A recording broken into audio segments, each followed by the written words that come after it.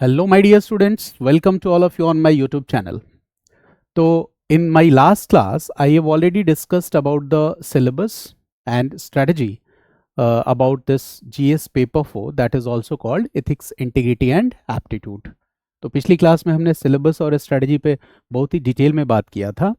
तो this lecture is lecture number 2, but here we are going to start with topic number 1 in our ethics, integrity and aptitude syllabus.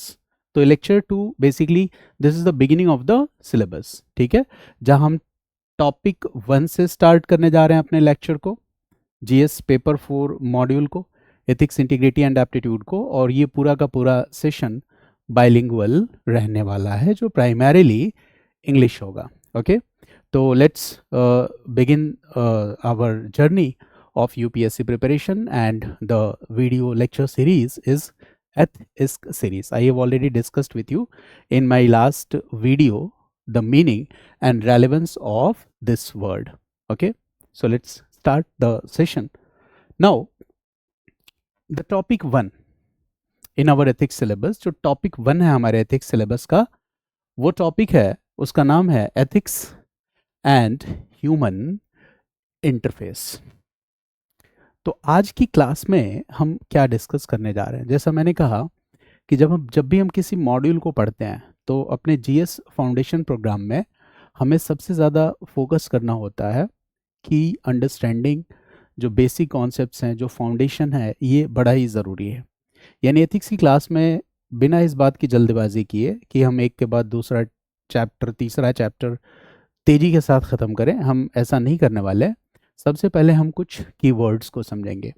ये keywords बहुत ही basic हैं जो हमारी GS ethics paper 4 की understanding को और भी बेहतर करेंगी. तो अपनी जर्नी की शुरुआत, फिलहाल ये टॉपिक 1 जो है, इसमें टोटल 4 सब टॉपिक्स हैं. राइट, 4 कंपोनेंट्स हैं इस चैप्टर के. पहला है essence, determinants and consequences of ethics in human action. दूसरा है dimensions of ethics. The third one is ethics in private and personal, private and public relationship. और जो चौथा टॉपिक इसमें है वो है human values, lessons from the lives and teachings of great leaders, reformers and administrators. तो आज की क्लास में हम क्या कवर करेंगे? आज की क्लास में केवल और केवल हम इस बात पे चर्चा करेंगे कि एथिक्स का मीनिंग क्या होता है, डेफिनेशन क्या होता है, ह्यूमन इंटरफेस का मीनिंग क्या होता है, डेफिनेशन क्या होता है, और इन दोनों कॉन्सेप्ट्स को हम कैसे अप्लाई करके समझ सकते हैं. तो आज की क्लास बिल्कुल फाउंडेशनल लर्निंग होगी, और जब इस कॉन्सेप्ट को हम समझ जाएंगे तो आगे की जर्नी हमारी आसान होगी. तो जैसा कि मैंने कहा कि कीवर्ड्स और बेसिक कॉन्सेप्ट्स सबसे पहले हमें यहाँ फोकस करना है. इन डिटेल हम क्या करेंगे, टॉपिक को डिस्कस करेंगे. Instead of dictation we will have discussions, और उन डिस्कशंस के बाद हम कॉन्सेप्ट्स को समझने की कोशिश करेंगे. बिकॉज जीएस पेपर 4 पूरी तरह से प्रैक्टिकल एप्लीकेशन है. जीएस पेपर 1, पेपर 2, पेपर 3 का एक रिफ्लेक्टिव स्टडी को भी ये इंडिकेट करता है, और साथ ही साथ इस पेपर में आपकी अंडरस्टैंडिंग होनी बहुत ही ज़रूरी है.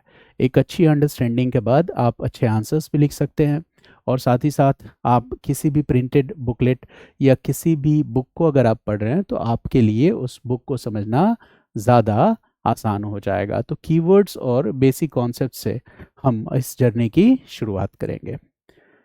बच्चों, जब आप एथिक्स पढ़ना शुरू करते हो तो 2 वर्ड्स ऐसे हैं जो फ्रिक्वेंटली आपके सामने आते हैं. जब भी आप एथिक्स पढ़ते हो तो frequently these 2 words come across us. ठीक है, very often. And many a times we misunderstood both these two terms as completely same.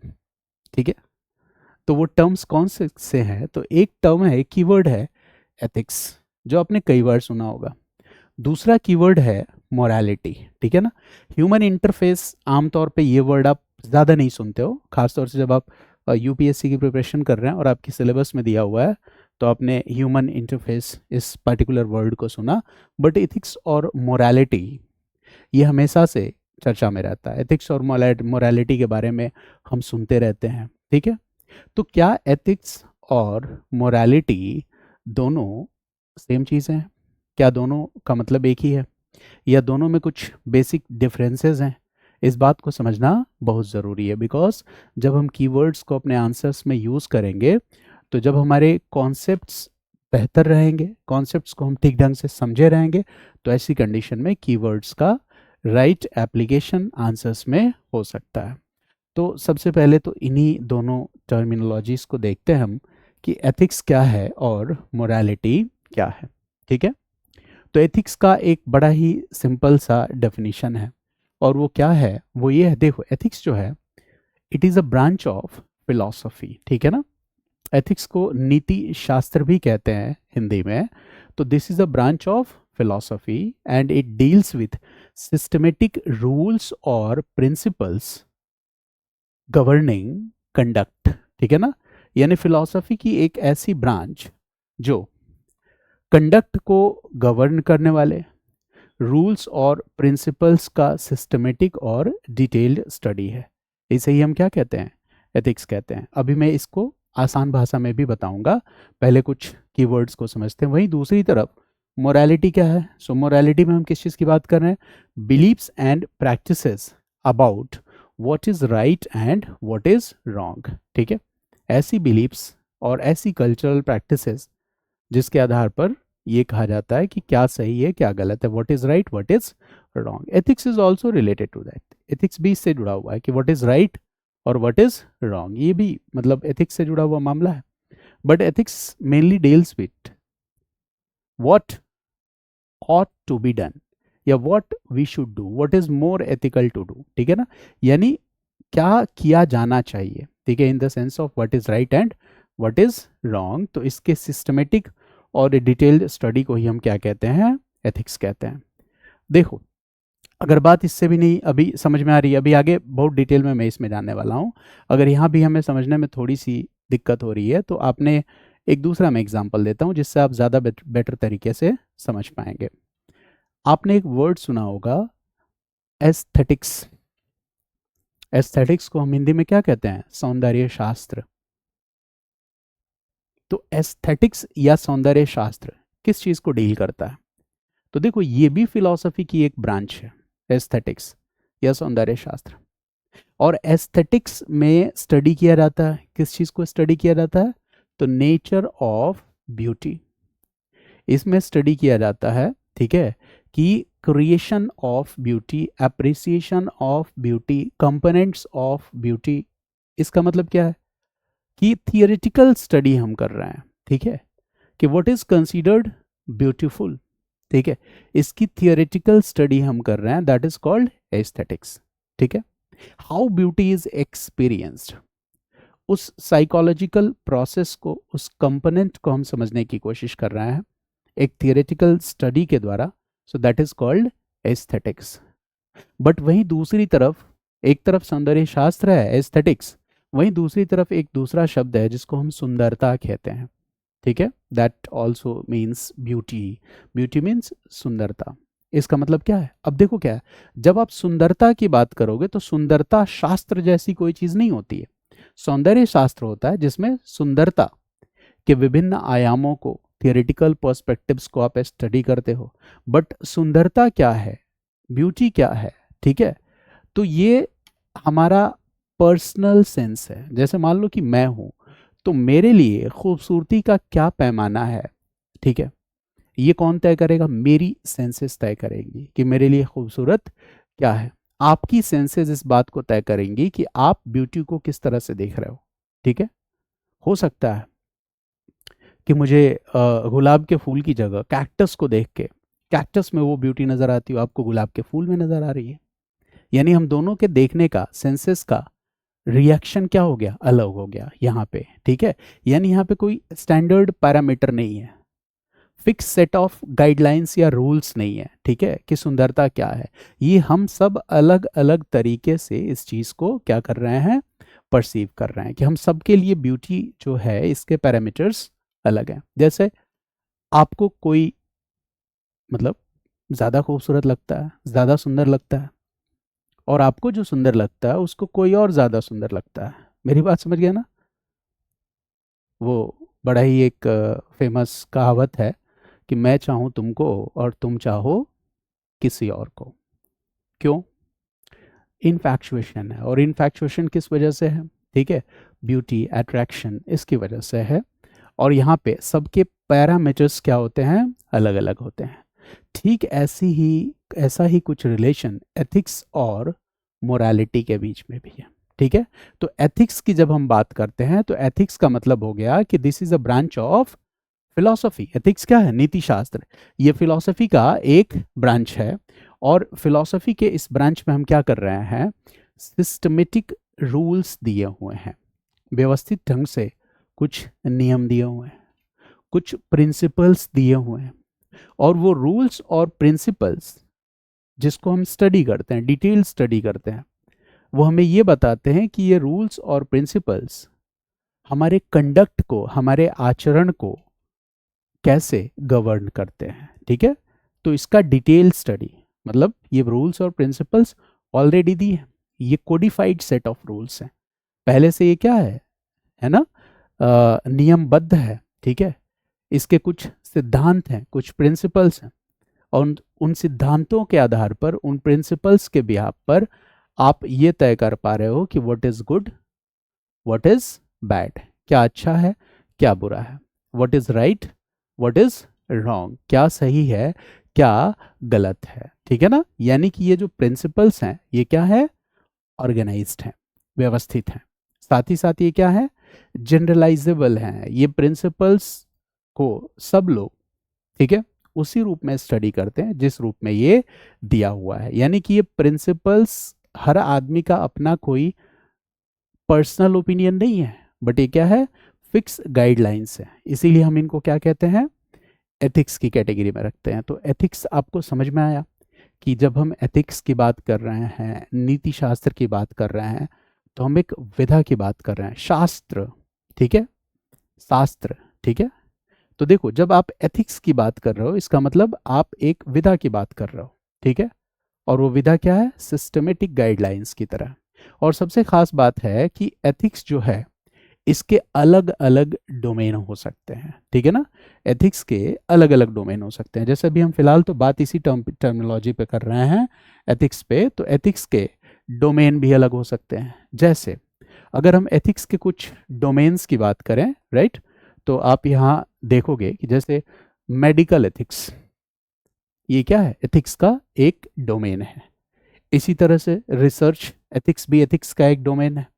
अगर हम किसी वर्क प्लेस पे काम कर रहे हैं तो वहाँ पे भी काम करने के लिए कुछ सेट ऑफ गाइडलाइंस होते हैं, कोड ऑफ कंडक्ट होते हैं। वो भी किस चीज़ का हिस्सा है?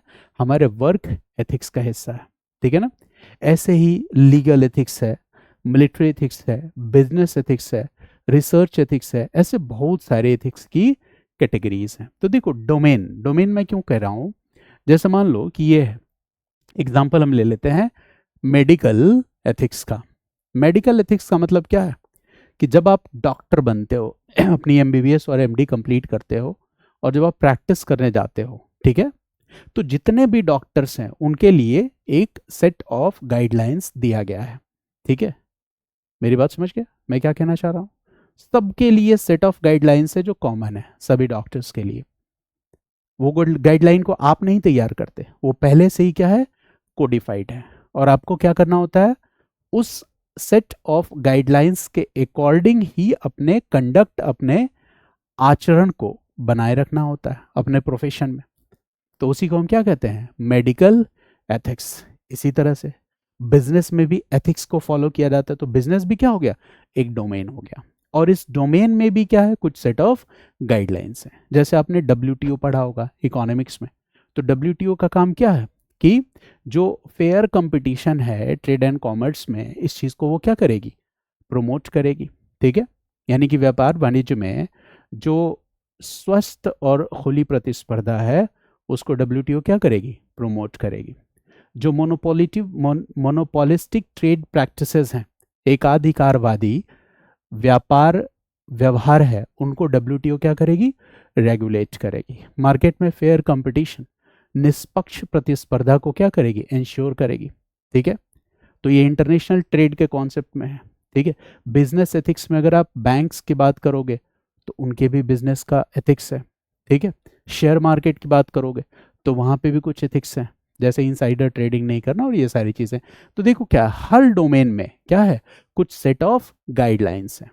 उन सेट ऑफ गाइडलाइंस को उस डोमेन में काम करने वाले सभी लोग एक जैसे फॉलो करेंगे। ठीक है। सारे डॉक्टर्स के लिए there is one set of guideline which they will have to follow. In the same way you are preparing for civil services, आप सिविल सर्विस की तैयारी कर रहे हैं। सिविल सर्विसेज में भी क्या होता है, एक कोड ऑफ कंडक्ट होता है। मैंने वर्ड क्या यूज किया, कोड ऑफ कंडक्ट, जिसको हम क्या कहते हैं, civil services ethics, civil services foundational values of civil services. आगे हम इसमें पढ़ेंगे भी। तो वो कोड ऑफ कंडक्ट या foundational values of civil services क्या है, वो ये है कि जितने भी सिविल सर्वेंट हैं, ठीक है, डज नॉट मैटर कि कौन सीनियर ब्यूरोक्रेट है, किसने अभी अभी ज्वाइन किया है, ऐसा कुछ नहीं है। सबके लिए ये एक फिक्स गाइडलाइन है कि सारे के सारे सिविल सर्वेंट्स, ठीक है, they are dedicated to the public service. ठीक है, वो पूरी तरह से पब्लिक सर्विसेज के लिए समर्पित हैं। साथ ही साथ ट्रांसपेरेंसी के साथ वो काम करेंगे, पारदर्शिता के साथ काम करेंगे, अपनी इंटीग्रिटी, सत्यनिष्ठा को मेंटेन रखेंगे। ठीक है, यानी कि जो foundational values of civil services हैं वो सबके लिए कॉमन है, सारे सिविल सर्वेंट्स के लिए कॉमन है। आज आप पढ़ रहे हो, कल आप सर्विस में इन करोगे तो आपके लिए भी वो foundational values of civil services बिल्कुल क्या होगा, कॉमन होगा। सबके लिए क्या होगा, एक जैसा होगा। आपके लिए ethical code of conduct civil servants के लिए जो होगा वो एक जैसा होगा। तो यहाँ पे हम क्या कर रहे हैं कि हर पार्टिकुलर डोमेन में सेट ऑफ गाइडलाइंस, प्रिंसिपल्स पहले से क्या है, फिक्स हैं, और उस डोमेन में काम करने वाले सभी लोगों को उन सेट ऑफ गाइडलाइंस के अकॉर्डिंग क्या होता है, काम करना पड़ता है। जैसे आजकल बात इन्वायरमेंटल एथिक्स की भी की जा रही है, तो इन्वायरमेंटल एथिक्स में जो एक सबसे इंपॉर्टेंट कंपोनेंट है वो क्या है, प्रिंसिपल ऑफ सस्टेनेबिलिटी। जैसे आपने सस्टेनेबल ये वर्ड सुना होगा, सतत विकास, सस्टेनेबल ग्रोथ एंड डेवलपमेंट। इसका मतलब क्या है कि विकास तो हमें करना है, लेकिन जब भी हम विकास संबंधी किसी भी गतिविधि को आगे बढ़ा रहे हैं तो ऐसी स्थिति में हमें आने वाली पीढ़ियों के ज़रूरतों का भी ध्यान रखना है। इट मीन्स डेवलपमेंट है ना, this is an unavoidable task, we will have to do it, but whenever we are doing or we are performing any act that is related to this growth and development, we will have to cater to the needs of the future generations to come, and that's why we will have to use the resources in a sustainable manner. तो environmental ethics में sustainability क्या हो गया, एक principal हो गया, एक value हो गया, एक गाइडलाइन हो गया, जिसको आपको क्या करना है, हर हाल में फॉलो करना है। ठीक है, इसी तरह से जैसे मान लो कि मिलिट्री भी क्या हो गया, एक पार्टिकुलर डोमेन हो गया, और इस डोमेन में भी आपको क्या करना है, एथिक्स को फॉलो करना है। अब मिलिट्री एथिक्स क्या है कि जैसे मान लो कि कहीं पे वॉर हो रहा है ना, तो सिविलियंस को बिल्कुल नहीं टारगेट करना है। ये क्या है, मिलिट्री एथिक्स है। चाहे सेना इंडिया की हो या यूएस की या चाइना की, जब वो वॉर में होंगे तो सिविलियन कैजुअलिटीज को क्या करेंगे, अवॉइड करेंगे। जैसे अभी हाल फिलहाल में आपने क्या देखा, इंडिया और पाकिस्तान, ठीक है, पहलगांव टेरर अटैक के बाद जो टेंशन्स थे, इसमें इंडिया ने जो भी मिलिट्री स्ट्राइक की, इंडिया ने केवल और केवल पाकिस्तान के मिलिट्री बेसिस को या फिर ऐसे सेंटर्स को निशाना बनाया जो टेररिस्ट एक्टिविटीज के सेंटर थे। On the other side Pakistan ने क्या किया, पाकिस्तान ने, ठीक है, जो लगातार उसने मतलब हमले की कोशिश की, हालांकि पाकिस्तान के सारे प्रयास विफल रहे, ठीक है, इंडिया की मिलिट्री एडवांसमेंट के सामने। तो उसने बार बार कोशिश यही की कि हम क्या करें, सिविलियन कैजुअलिटी करें। ध्यान से समझना इस बात को, यानी पाकिस्तान जो है, ठीक है, क्यों पाकिस्तान को एक राष्ट्र के रूप में जो ग्लोबल एरेना है यहाँ पे वो रेस्पेक्ट, वो डिग्निटी नहीं हासिल है। रीज़न क्या है कि आपकी मिलिट्री भी एथिक्स को फॉलो नहीं कर रही है। तो मिलिट्री में एथिक्स को फॉलो करना बहुत ज़रूरी है। मेरी बात समझ गए? तो हर पार्टिकुलर डोमेन में हमने क्या देखा कि कुछ प्रिंसिपल्स हैं, कुछ गाइडलाइंस हैं, ठीक है। हालांकि बहुत सारे लोग उन गाइडलाइंस को वायलेट भी करते हैं, ठीक है। ऐसे ही जब आप एजुकेशन की बात करते हो, शिक्षा की बात करते हो, है ना, तो शिक्षा में जैसे मैं आपको पढ़ा रहा हूँ, ठीक है, 2 घंटे की क्लास है और यूट्यूब पे ये क्लास फ्रीली अवेलेबल है, ठीक है। तो इतना कुछ होने के बावजूद भी फ्री में अवेलेबल है। मैं इस बात की पूरी कोशिश करूंगा कि एकेडमिक इंटीग्रिटी को मेंटेन करते हुए मैं इस 2 घंटे में आपको आपके साथ जो चीज़ें भी डिस्कस करूं वो एकेडमिकली बहुत ही रिच हों, एग्ज़ाम रेलिवेंट हो, और अगर कोई हल्के फुल्के में एग्जाम्पल्स भी दूं तो वो सीधा और सीधा क्या करते हैं, उस टॉपिक से जाके कनेक्ट करते हैं, उस टॉपिक्स को आसान बनाने के लिए मैं उस एग्जाम्पल को इस्तेमाल करूं, न कि मैं आपका समय खराब करूं, ठीक है।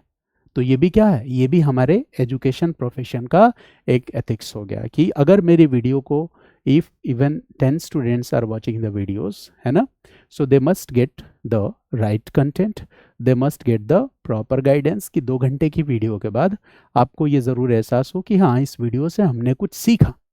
तो ये एक टीचर के पार्ट में, ठीक है, क्या हो जा रहा है कि ये हमारा एथिक्स है कि हम इस एजुकेशन एथिक्स को फॉलो कर रहे हैं, अपनी इंटीग्रिटी को हमने क्या किया है, मेंटेन किया है। आज देखो आर्टिफिशियल इंटेलिजेंस का दौर है और आर्टिफिशियल इंटेलिजेंस में भी एथिक्स की बात की जाती है।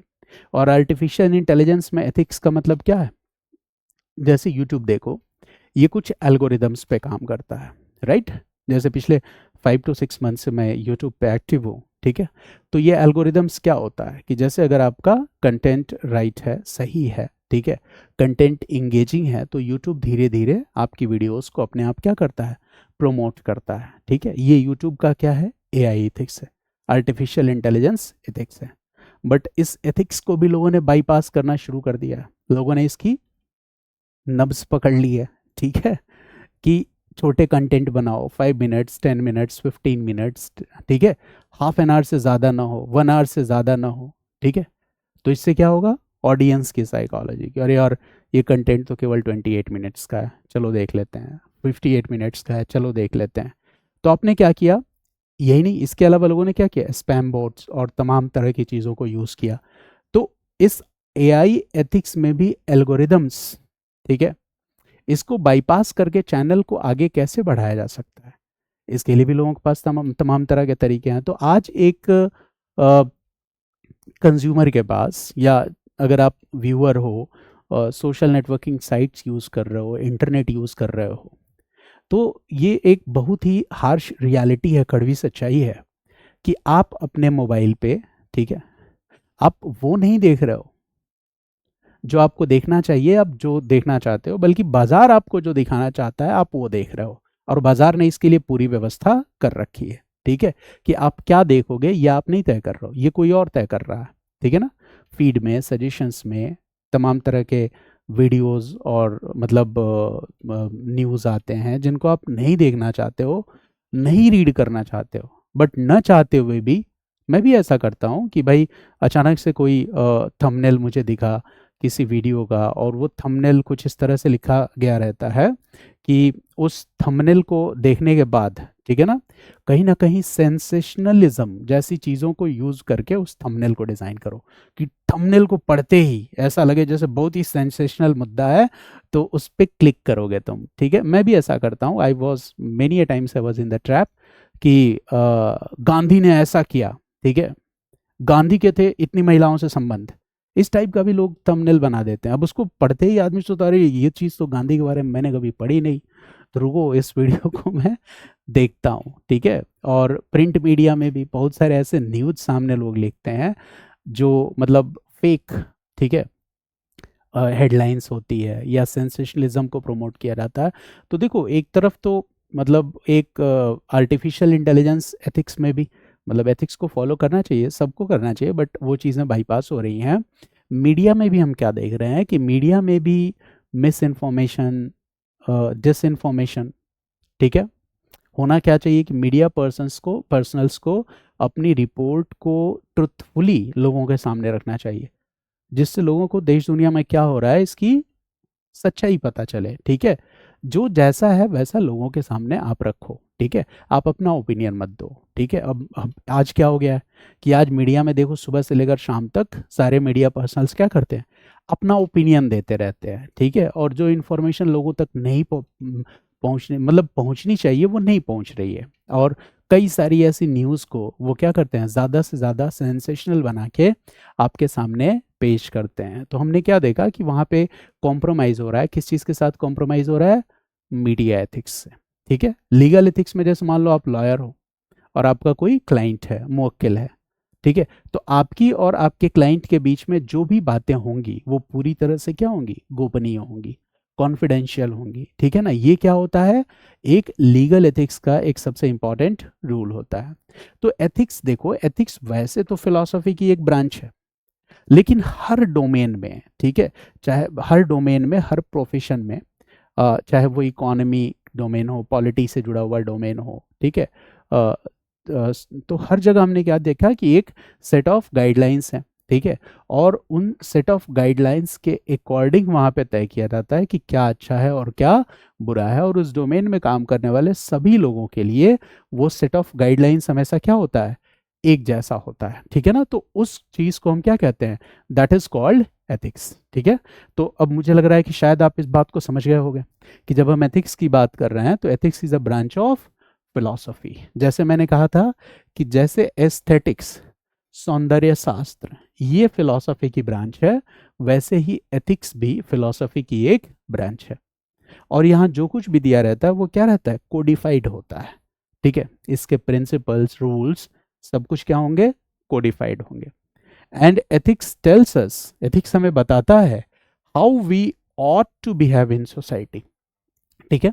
सोसाइटी में, समाज में हमें किस तरह से बिहेव करना चाहिए, ठीक है। बट इसको आप पार्टिकुलर डोमेन में तोड़ दो कि अगर आप डॉक्टर हो तो आपको कैसे बिहेव करना चाहिए, मिलिट्री पर्सनल हो तो आपको कैसे बिहेव करना चाहिए, राइट, मीडिया पर्सनल हो तो आपको कैसे बिहेव करना चाहिए। तो ethics tells us how we ought to behave in a society. और एथिक्स में सब कुछ क्या है, कोडिफाइड है। कोडिफाइड होने का मतलब है कि the rules are systematic. Ethics में जो रूल्स दिए गए हैं, नियम कानून दिए गए हैं, वो पूरी तरह से क्या है, सिस्टमेटिक है, व्यवस्थित है। इसके अलावा and rules and principles governing conduct, ठीक है, all those principles, okay, which aim to govern our conduct are also in a systematic manner. वो भी क्या दिए हुए हैं, एक व्यवस्थित रूप में दिए गए, कोडिफाइड है। साथ ही साथ इसका नेचर, एथिक्स का नेचर क्या होगा, फॉर्मल, ज्यादा फॉर्मल। जब हम मोरालिटी की बात करेंगे that will be less formal. Ethics is what, usually formalised, ठीक है। एथिक्स क्या है, it is universally applicable with in a profession और डोमेन। मैंने कहा विद इन अ प्रोफेशन। जैसे आप मीडिया पर्सनल हो तो जो मीडिया एथिक्स है, मीडिया में काम करने वाले सभी मीडिया पर्सनल्स पे, ठीक है, वो प्रिंसिपल्स एक समान रूप से अप्लाई होते हैं। इसका मतलब यूनिवर्सली अप्लाई होते हैं, वहां कोई भेदभाव नहीं है। अगर आप डॉक्टर हो, ठीक है, तो दुनिया का कोई भी डॉक्टर जो है, मेडिकल एथिक्स में जो भी कोडिफाइड रूल्स और प्रिंसिपल्स हैं वो सारे डॉक्टर्स पे यूनिवर्सली अप्लाई होंगे, एक समान रूप से अप्लाई होंगे, ठीक है। इसीलिए यहाँ क्या गया है कि एथिक्स में जो भी प्रिंसिपल्स हैं, कोडिफाइड रूल्स हैं, वो यूनिवर्सली एप्लीकेबल हैं विद इन अ प्रोफेशन और डोमेन। अगर आप सिविल सर्वेंट हो तो सिविल सर्विसेज में जो एथिकल कोड ऑफ कंडक्ट है, ठीक है, जो foundational values of civil services हैं, वो सारे सिविल सर्वेंट्स पे यूनिवर्सली एप्लीकेबल होंगे, क्योंकि वो सारे के सारे एक पार्टिकुलर डोमेन में काम कर रहे हैं। आप समझ पाए मेरी बात को। थोड़ा और आगे बढ़े, प्रोफेशन स्पेसिफिक, यानी जब हम एथिक्स की बात कर रहे हैं तो यहाँ पे एक पर्टिकुलर डोमेन को हम चूज कर लेते हैं। जैसे मैंने कहा ना कि वर्ड जो आपने सुना, ठीक है, वो मीडिया मोरालिटी नहीं सुना होगा, ठीक है। सुना है क्या, मीडिया मोरालिटी, लीगल मोरालिटी नहीं, legal ethics, media ethics, civil services ethics, ठीक है, एआई एथिक्स, बिजनेस एथिक्स। ऐसा क्यों है, क्योंकि एथिक्स की जब हम बात करते हैं तो एथिक्स क्या होगा, it will B profession specific, ठीक है। ये किसी पर्टिकुलर डोमेन से जुड़ा होगा और किसी पर्टिकुलर प्रोफेशन से जुड़ा होगा। ये सबसे इंपॉर्टेंट मुद्दा है। अब इसमें आते हैं अगली बात की तरफ। तो मैंने दूसरा वर्ड जो बताया था वो वर्ड क्या है, मोरालिटी, ठीक है। मोरालिटी को हम हिंदी में कहते हैं नैतिकता, एथिक्स मीन्स व्हाट, नीति शास्त्र, एंड मोरालिटी मीन्स नैतिकता। तो देखो मोरालिटी क्या है, तो when we talk about morality, जब हम मोरालिटी के बारे में बात करते हैं तो morality means the believes and practices about what is right and what is wrong. बड़ा सिस्टम, बड़ा सिंपल है कि मोरालिटी या नैतिकता का मतलब है, ठीक है, कि ऐसे बिलीव्स, ऐसे सोशल प्रैक्टिसेस, ऐसे कल्चरल प्रैक्टिसेस, ठीक है, जो ये बताते हो कि राइट बिहेवियर क्या है और रॉन्ग बिहेवियर क्या है। ये मोरालिटी का डोमेन है। इसका मतलब ये है कि जब हम मोरालिटी की बात कर रहे हैं तो दो बातें आपको ध्यान रखनी है कि जब आप मोरालिटी की बात करते हो तो इसको दो पार्ट में देखो। एक हो सकता है पर्सनल, ठीक है, और दूसरा हो सकता है बेस्ड ऑन सोसाइटी, ठीक है। इसमें हमने पार्टिकुलर डोमेन्स नहीं ब्रेक किया। एक हमने क्या कहा, पर्सनल, यानी हमारी कुछ पर्सनल बिलीफ्स होती हैं, ठीक है, या सोसाइटी की भी कुछ क्या होती हैं, सोसाइटल बिलीफ्स एंड प्रैक्टिसेस होती हैं। किसी पर्टिकुलर सोसाइटी में what we see that there are some society based beliefs and practices, ठीक है, society based beliefs and practices हैं, ठीक है। तो आपकी जो पर्सनल बिलीफ्स हैं या सोसाइटी की जो बिलीफ्स एंड प्रैक्टिसेस हैं अबाउट व्हाट इज राइट और व्हाट इज रॉन्ग, इसको हम मोरालिटी के कैटेगरी में रखेंगे, नैतिकता के रूप में देखेंगे। जैसे थोड़ी देर के लिए एक एग्जाम्पल को हम लेते हैं और उससे समझने की कोशिश करेंगे तो शायद हम इस बात को बेहतर समझ पाएंगे। जैसे मैंने कहा कि जब मोरालिटी की आप बात करते हो तो इसका जो सबसे इंपॉर्टेंट कंपोनेंट है वो क्या हो गया, पर्सनल, ठीक है। मोरालिटी क्या है, पर्सन टू पर्सन वैरी कर सकती है, ठीक है ना। यानी मोरालिटी, नैतिकता, ठीक है, ये क्या है, it is more internalised in nature, ठीक है। मोर इंटरनलाइज्ड का मतलब है कि यहाँ पे इंट्यूशन का रोल ज्यादा है। ये ज्यादा क्या है, इंटरनलाइज्ड है, ठीक है। It can vary from person to person, अलग अलग लोगों का अलग अलग विचार हो सकता है कि क्या सही है और क्या गलत है, ठीक है। लेकिन देखो हमारे जो पर्सनल ओपिनियंस होते हैं अबाउट व्हाट इज राइट और व्हाट इज रॉन्ग, सही क्या है गलत क्या है, कई बार लगता है कि हमारी जो राय है वो हमारी राय है, ठीक है। एक्चुअली हमारी अपनी राय भी जो होती है, ठीक है, हमारी अपनी opinion about what is right और व्हाट इज रॉन्ग, ठीक है, ये बहुत कुछ डिपेंड करता है हमारी पर्सनल अपब्रिंगिंग पे। हमारा पालन पोषण कैसे हुआ है, किस समाज में हुआ है, किस कल्चर में हुआ है, किस माहौल में हुआ है, किस धर्म, किस रिलीजन में हुआ है, ठीक है, किस क्षेत्र में आपकी परवरिश हुई है, किस रीजन में हुई है, किस कंट्री में हुई है, किस स्टेट में हुई है, किस डिस्ट्रिक्ट में हुई है, ये भी आपके पर्सनल बिलीफ्स को क्या करता है, ठीक है, डिजाइन करता है। जैसे मान लो कि जैसे एक बड़ा ही सिंपल सा एग्जांपल लेता हूं, एक फिल्म का नाम है DDLJ, दिलवाले दुल्हनिया ले जाएंगे। ये फिल्म बहुत ही पॉपुलर रही है और आप लोगों ने इस फिल्म को देखा भी होगा, ठीक है ना। तो इस फिल्म में DDLJ में दिलवाले दुल्हनिया ले जाएंगे में यहाँ पे क्या है, एक तरफ वेस्टर्न नोशंस है और वेस्टर्न नोशंस में क्या है, ठीक है, कि आप अपने लाइफ पार्टनर को चुन सकते हो, ठीक है ना, इसमें कोई रोक टोक नहीं है। ये आपका फ्रीडम ऑफ चॉइस से जुड़ा हुआ मामला है कि भाई हम अपने लाइफ पार्टनर को क्या कर सकते हैं, चुन सकते हैं, ठीक है ना, इसमें कोई रोक टोक नहीं है। यानी कि वेस्टर्न आइडिया जो है, कौन सा western idea, of love and freedom, freedom of choice, कि आप you are free to choose your life partner, this will be considered as progressive. आप अपने जीवन साथी को चुन सकते हो, ये मामला क्या है, प्रगतिशील सोच का है अगर हम वेस्टर्न नोशंस के हिसाब से देखें।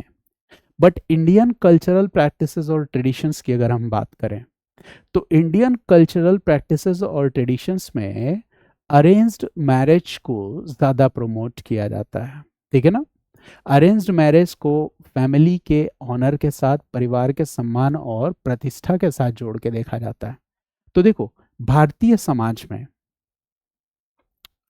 जो परंपरागत व्यवस्था है कि जो अरेंज मैरिज है वो परिवार के सम्मान और प्रतिष्ठा से जुड़ा हुआ है, ठीक है।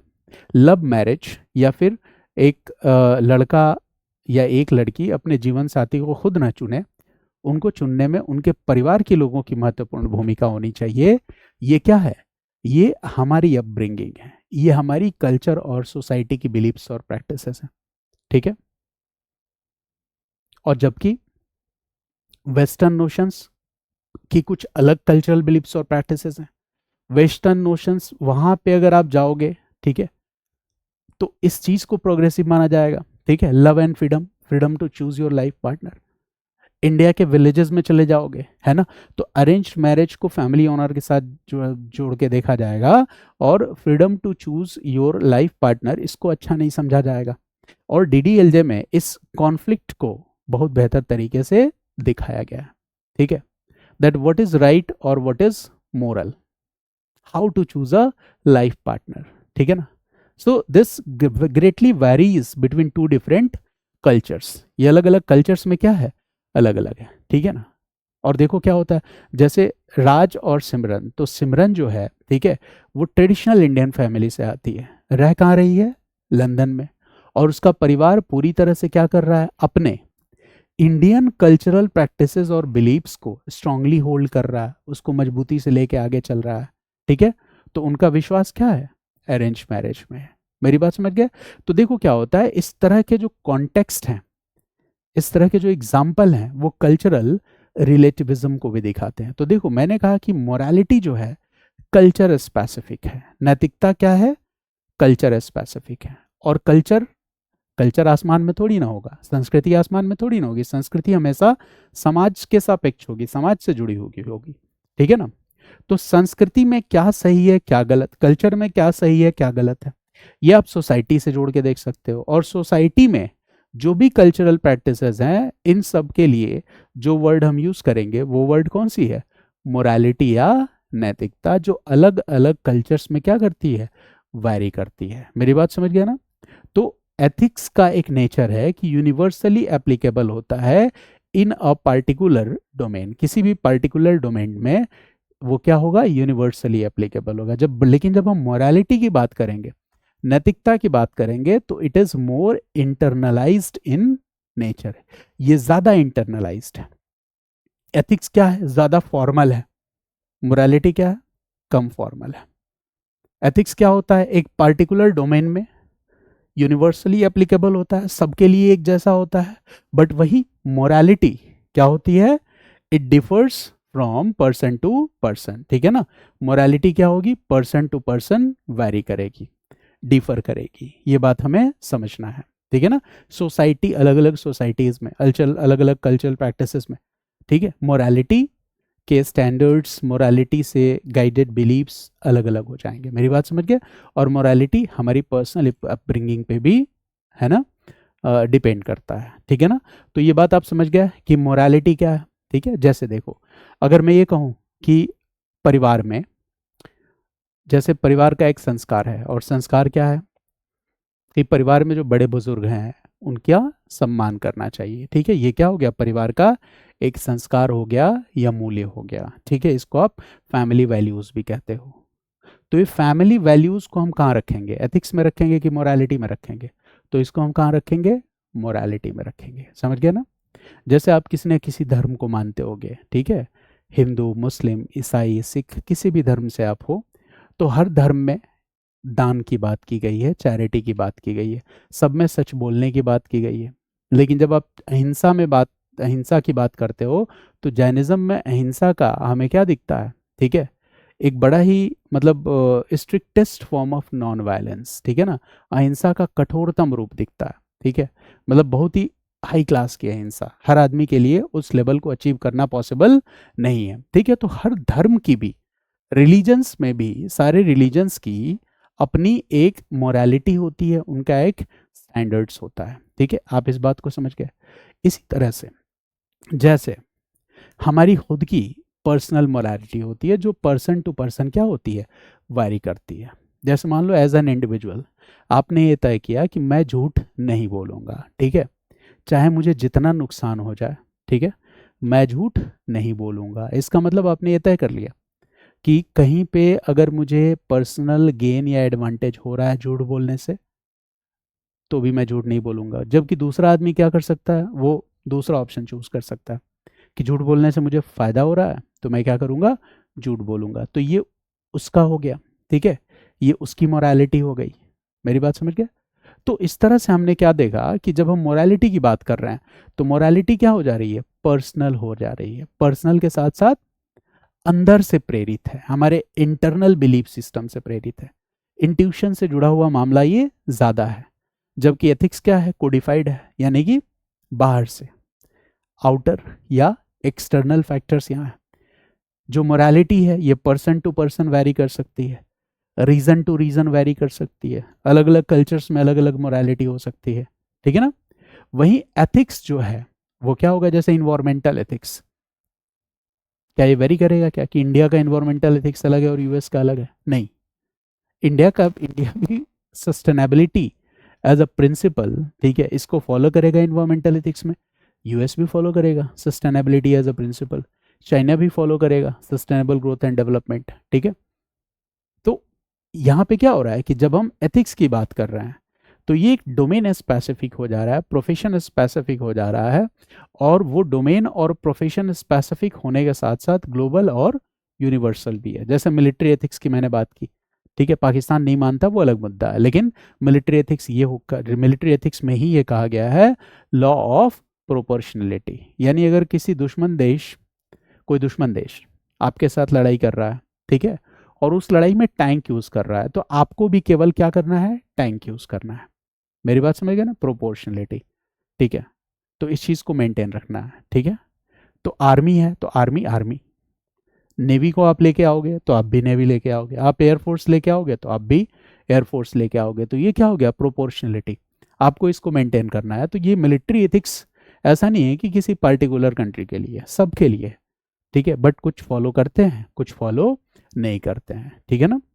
जैसे मान लो आप एग्जामिनेशन हॉल में बैठे हो, ठीक है ना, और आपके अगल बगल आपके संयोग से आप प्रीलिम्स का एग्ज़ाम देने गए और दो चार दोस्त मिल गए, आप दोनों चारों लोगों की तैयारी बड़ी अच्छी है, आप सबका सीट अरेंजमेंट कुछ ऐसा है कि सब आगे पीछे हो, और इसी दौरान ऐसा होता है ना, कि क्लास में जो टीचर, ठीक है, एग्ज़ाम को मॉनिटर कर रहा है, वो 10 मिनट के लिए बाहर चला जाता है, उस क्लास में कोई सीसीटीवी कैमरा नहीं है।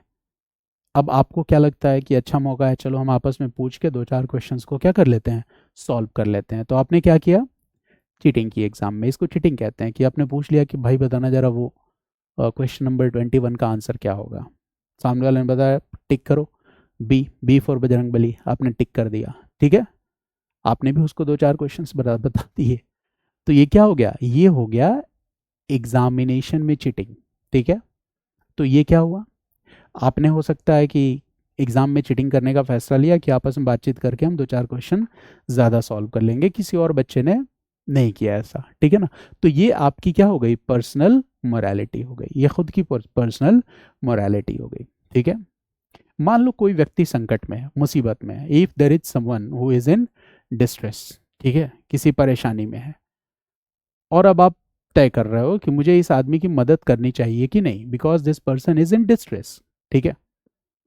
तो वो क्या है, वो आपकी मोरालिटी है। कई बार क्या होता है कि कोई आदमी कठिनाई में है, संकट में है, परेशानी में है, और हमें मदद करना चाहिए कि नहीं, इस बात को लेके हम खुद ही डिलेमा में आ जाते हैं कि हमें इस आदमी की मदद करनी चाहिए कि नहीं। ऐसी कंडीशन में एथिकल डिलेमा भी होता है, ठीक है। तो मोरालिटी में क्या होता है कि कई बार, है ना, हमें डिसीजन क्या लेना चाहिए, इस बात को लेके हम एथिकल डिलेमा की कंडीशन में आ जाते हैं, ठीक है। बट अल्टीमेटली इट डिपेंड्स कि आपकी फैमिली अपब्रिंगिंग कैसी है, कैसे वैल्यूज़ मिले हैं, कैसी सोसाइटी में आप रहे हो, ठीक है, ये तय करेगा कि आखिर आप कौन सा डिसीजन लोगे, है ना। तो ये जो मोरालिटी है और एथिकल डिलेमा है कि helping a person in distress, तो एक फिल्म में देख रहा था, कल देख रहा था, तो मैंने सोचा कि क्लास में इस पे हम बात करेंगे, आप भी उस फिल्म को देखिएगा, बड़ी ही शानदार फिल्म है, और वो फिल्म पूरी तरह से एक केस स्टडीज़ है हमारे एथिक्स के लिए। ऐसी बहुत सारी फिल्में हैं जिनको हम एथिक्स में केस स्टडीज़ के रूप में यूज़ करेंगे आगे आने वाले टाइम में, ठीक है ना। करीब करीब ऐसे 20 से 30 केस स्टडीज़ मैं आपके साथ ऐसे डिस्कस करूँगा जो फिल्म पे बेस्ड होंगी। तो फिलहाल मैं जिस फिल्म की बात कर रहा हूँ उस फिल्म का नाम है स्टोलन। ठीक है, आप इस फिल्म को अमेजन प्राइम पर भी देख सकते हैं। बहुत ही शानदार फिल्म है स्टोलन फिल्म। तो इस फिल्म का एग्जाम्पल मैं क्यों दे रहा हूँ, ये फिल्म एक सोशल थ्रिलर है। ठीक है, और इसके डायरेक्टर हैं करण तेजपाल। और this movie is an excellent movie, बड़ी ही शानदार फिल्म है। और इस फिल्म में स्टार कास्ट में अभिषेक बैनर्जी है, is a well known actor. और देखो इसमें जो प्रोटेगनिस्ट हैं, मेन कैरेक्टर्स हैं, ठीक है, वो बंसल ब्रदर्स, दो भाई हैं। ठीक है, रेलवे स्टेशन से फिल्म की शुरुआत होती है और रेलवे स्टेशन पे एक कैरेक्टर है झुम्पा महतो का। ठीक है, और झुम्पा महतो महतो का बच्चा खो जाता है। ठीक है, और उसके बाद ये जो दो भाई हैं, ठीक है, ये जो जिस औरत का बच्चा होता है झुम्पा महतो का, वो बहुत ही गरीब परिवार से है। ठीक है, सोशली मार्जिनलाइज क्लास से है। और ये दोनों बच्चे अच्छी फैमिली से हैं। ठीक है, बंसल ब्रदर्स, गौतम बंसल और रमन बंसल। ठीक है, हालांकि औरत को डाउट इन पे भी होता है कि कहीं इन्होंने तो मेरा बच्चा नहीं चुरा लिया। और इस बीच में इन दोनों के बीच में एक तू मैमो होती है स्टेशन पे, और उस एक्ट को कोई अपने मोबाइल में रिकॉर्ड कर लेता है। ठीक है, और फिर आजकल लोगों के अलग अलग व्हाट्सएप ग्रुप्स हैं, टेलीग्राम ग्रुप्स हैं। तो इन द सेम वे, और आप देखोगे कि मतलब लोगों ने बना रखा है अलग अलग ग्रुप। ठीक है ना, कि भाई अलग अलग क्षेत्र में लोगों ने बना रखा है कि भाई किसी की गोरक्षा समिति है ना, कोई लव जिहाद को रोकने के लिए अपना अलग व्हाट्सएप ग्रुप बना रखा है। तो लोगों ने अलग अलग ग्रुप बना रखे हैं। तो कोई उस मैसेज को, उस वीडियो को आगे सर्कुलेट कर देता है कि ये स्टेशन पे ये दो लड़के बच्चा चोरी में पकड़े गए, इन्होंने बच्चा चुराया, जबकि ऐसा कुछ नहीं है। ठीक है, ये दोनों कैरेक्टर जो है ना बंसल ब्रदर्स, ये बच्चा चोरी नहीं करते हैं। कोई उस वीडियो को छोटे से एक शॉर्ट क्लिप को बना के सर्कुलेट कर देता है। अच्छा देखो, ये कितनी खतरनाक चीज़ें हैं कि जब सोसाइटी में अलग अलग ग्रुप्स बन जाए, ठीक है, कि हम अपने कल्चर को प्रोटेक्ट कर रहे हैं, इस नाम पे आपने अलग अलग ग्रुप्स बना लिए, और जब वो ग्रुप लॉ एंड ऑर्डर को अपने हाथ में ले लेते हैं तो चीज़ें कितनी खतरनाक हो सकती हैं। ठीक है, इसलिए कहा जाता है जुडिशरी को अपना काम करने देना चाहिए। ठीक है, अगर मॉब, जैसे मॉब लिंचिंग की घटनाएं तो आम है ना, अगर आप खुद ही जज बन जाओगे, खुद ही ज्यूरी बन जाओगे, मॉब अगर तय करने लगेगी कि कौन सही कौन गलत, है ना, तो एक कैओस की कंडीशन आ जाएगी। है ना, मेरी बात समझ गए। तो अब यहाँ क्या होता है कि ये जो दो कैरेक्टर्स हैं, रमन बंसल और गौतम बंसल, ये उस औरत की हेल्प करते हैं। ठीक है, मुद्दा क्या है फिल्म में, तो एक सबसे बड़ा एथिकल कंसर्न और इश्यूज फिल्म में जो दिखाया गया वो है कि चाइल्ड किडनैपिंग, जो आज भी आम है हमारी सोसाइटी में, यानी कि ये एक हॉरिफिक रियलिटी है, डरा देने वाली वास्तविकता हमारे समाज में है कि चाइल्ड किडनैपिंग जैसी चीज़ें आम है। चाइल्ड किडनैपिंग का होना अपने आप में वायलेशन ऑफ ह्यूमन राइट्स को दिखला रहा है। सोचो, एक औरत जिसका 5 महीने का बच्चा गुम हो जाए उसके गोद से, तो वो औरत कितने बड़े, है ना, ट्रॉमा से होके गुजरेगी। ठीक है, इससे तो सोसाइटी का जो बेसिक फाउंडेशन है, ट्रस्ट कंपोनेंट, धीरे धीरे this component will be lost. इसी तरह से मैंने कहा कि वीडियो को किसी ने सर्कुलेट कर दिया बिना जाने समझे कि व्हाट इज द रियलिटी। ठीक है, और मॉब ने क्या किया, उस वीडियो को सही मान के इन दोनों यूथ को ढूंढ के उनका पीछा करके उनको एग्जीक्यूट करने की कोशिश की। ये क्या दिखला रहा है कि हमारी सोसाइटी में मिस इन्फॉर्मेशन किस तरह से एक बड़ा थ्रेट बनता चला जा रहा है। ठीक है, मिस इन्फॉर्मेशन का मतलब होता है कि गलत सूचना प्रसारित कर देना, अनजाने में यह हो सकता है। तो ये मामला क्या है, मिस इन्फॉर्मेशन का है। एक वर्ड होता है डिस इन्फॉर्मेशन। डिस इन्फॉर्मेशन का मतलब होता है कि इंटेंशनली फॉल्स इन्फॉर्मेशन को आगे प्रमोट करना, जानबूझकर गलत सूचना को आगे क्या करना, प्रसारित करना, that is called disinformation. आज तो हमारी मीडिया क्या कर रही है, दोनों काम धड़ाधड़ किए जा रही है, misinformation disinformation, misinformation disinformation. लो बेटा, जितना दिमाग में कचरा भर सकते हो भरो। ठीक है, तो इस फिल्म में दिखलाया गया कि मिस इन्फॉर्मेशन कितना खतरनाक हो सकता है। दूसरी चीज, जो ऑफिसर इन्वेस्टिगेट कर रहा है, उस ऑफिसर को ऊपर से ऑर्डर आता है कि वो औरत ही बच्चा चोरी कर रही है। आपने क्या किया, एक गरीब मजलूम औरत को देखा फटे पुराने कपड़ों में, ठीक है, और आपका एक बायस है, ठीक है, और वो बायसनेस क्या है कि आपने बिना प्रॉपरली इन्वेस्टिगेट किए, ठीक है, क्या किया, एक बायस से, एक प्रिजुडिस से आप मोटिवेट हो गए और आपने क्या किया, उस औरत को ही गलत समझ लिया। यानी उस औरत को न्याय दिलाने के बजाय पुलिस इस प्रयास में लग गई कि उस औरत को ही अरेस्ट करके उसी को क्या कर दिया जाए, एग्जीक्यूट कर दिया जाए। इसी तरह से इसमें एक और मुद्दा इन्वॉल्व है, ठीक है, वो क्या है, मेडिकल एथिक्स से जुड़ा हुआ है। उसमें एक अच्छे लाल नाम का एक नर्स है, तो उसके रोल को आप देखो। इसके अलावा इसमें सरोगेसी के भी मुद्दे को उठाया गया है, ठीक है।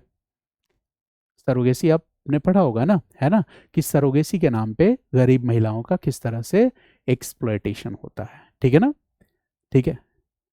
They are force to rent out their wombs, बच्चा पालने के लिए अपनी कोख को किराए पे कोख दें। किराए की कोख इसको कहते हैं पॉपुलरली, है ना।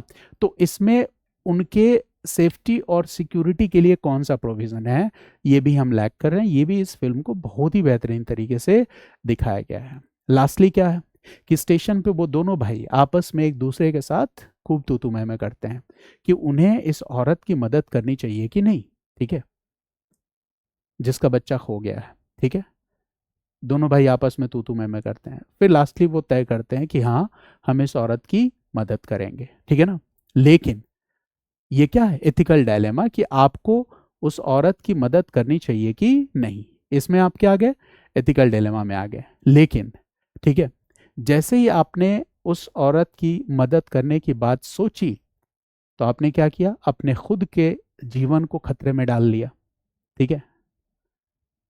यानी कि ऐसी सिचुएशन में एक आम आदमी को क्या करना चाहिए, किसी गरीब असहाय आदमी की मदद करनी चाहिए या फिर वॉक अवे, ठीक है, वहां से चले जाना चाहिए कि ये तो हमारी समस्या नहीं है, this is not my problem, ये मेरी समस्या है ही नहीं, मैं क्यों इसमें इंटरफेयर करूं, है ना। फाइनली वो दोनों बच्चे क्या करते हैं, इंटरफेयर करते हैं कि this is not my problem and we will walk away. ऐसा नहीं, we will help this lady, हम इसकी क्या करेंगे, मदद करेंगे। और फिर आप देखो, ठीक है, मौत के मुंह में जाते जाते बचते हैं दोनों।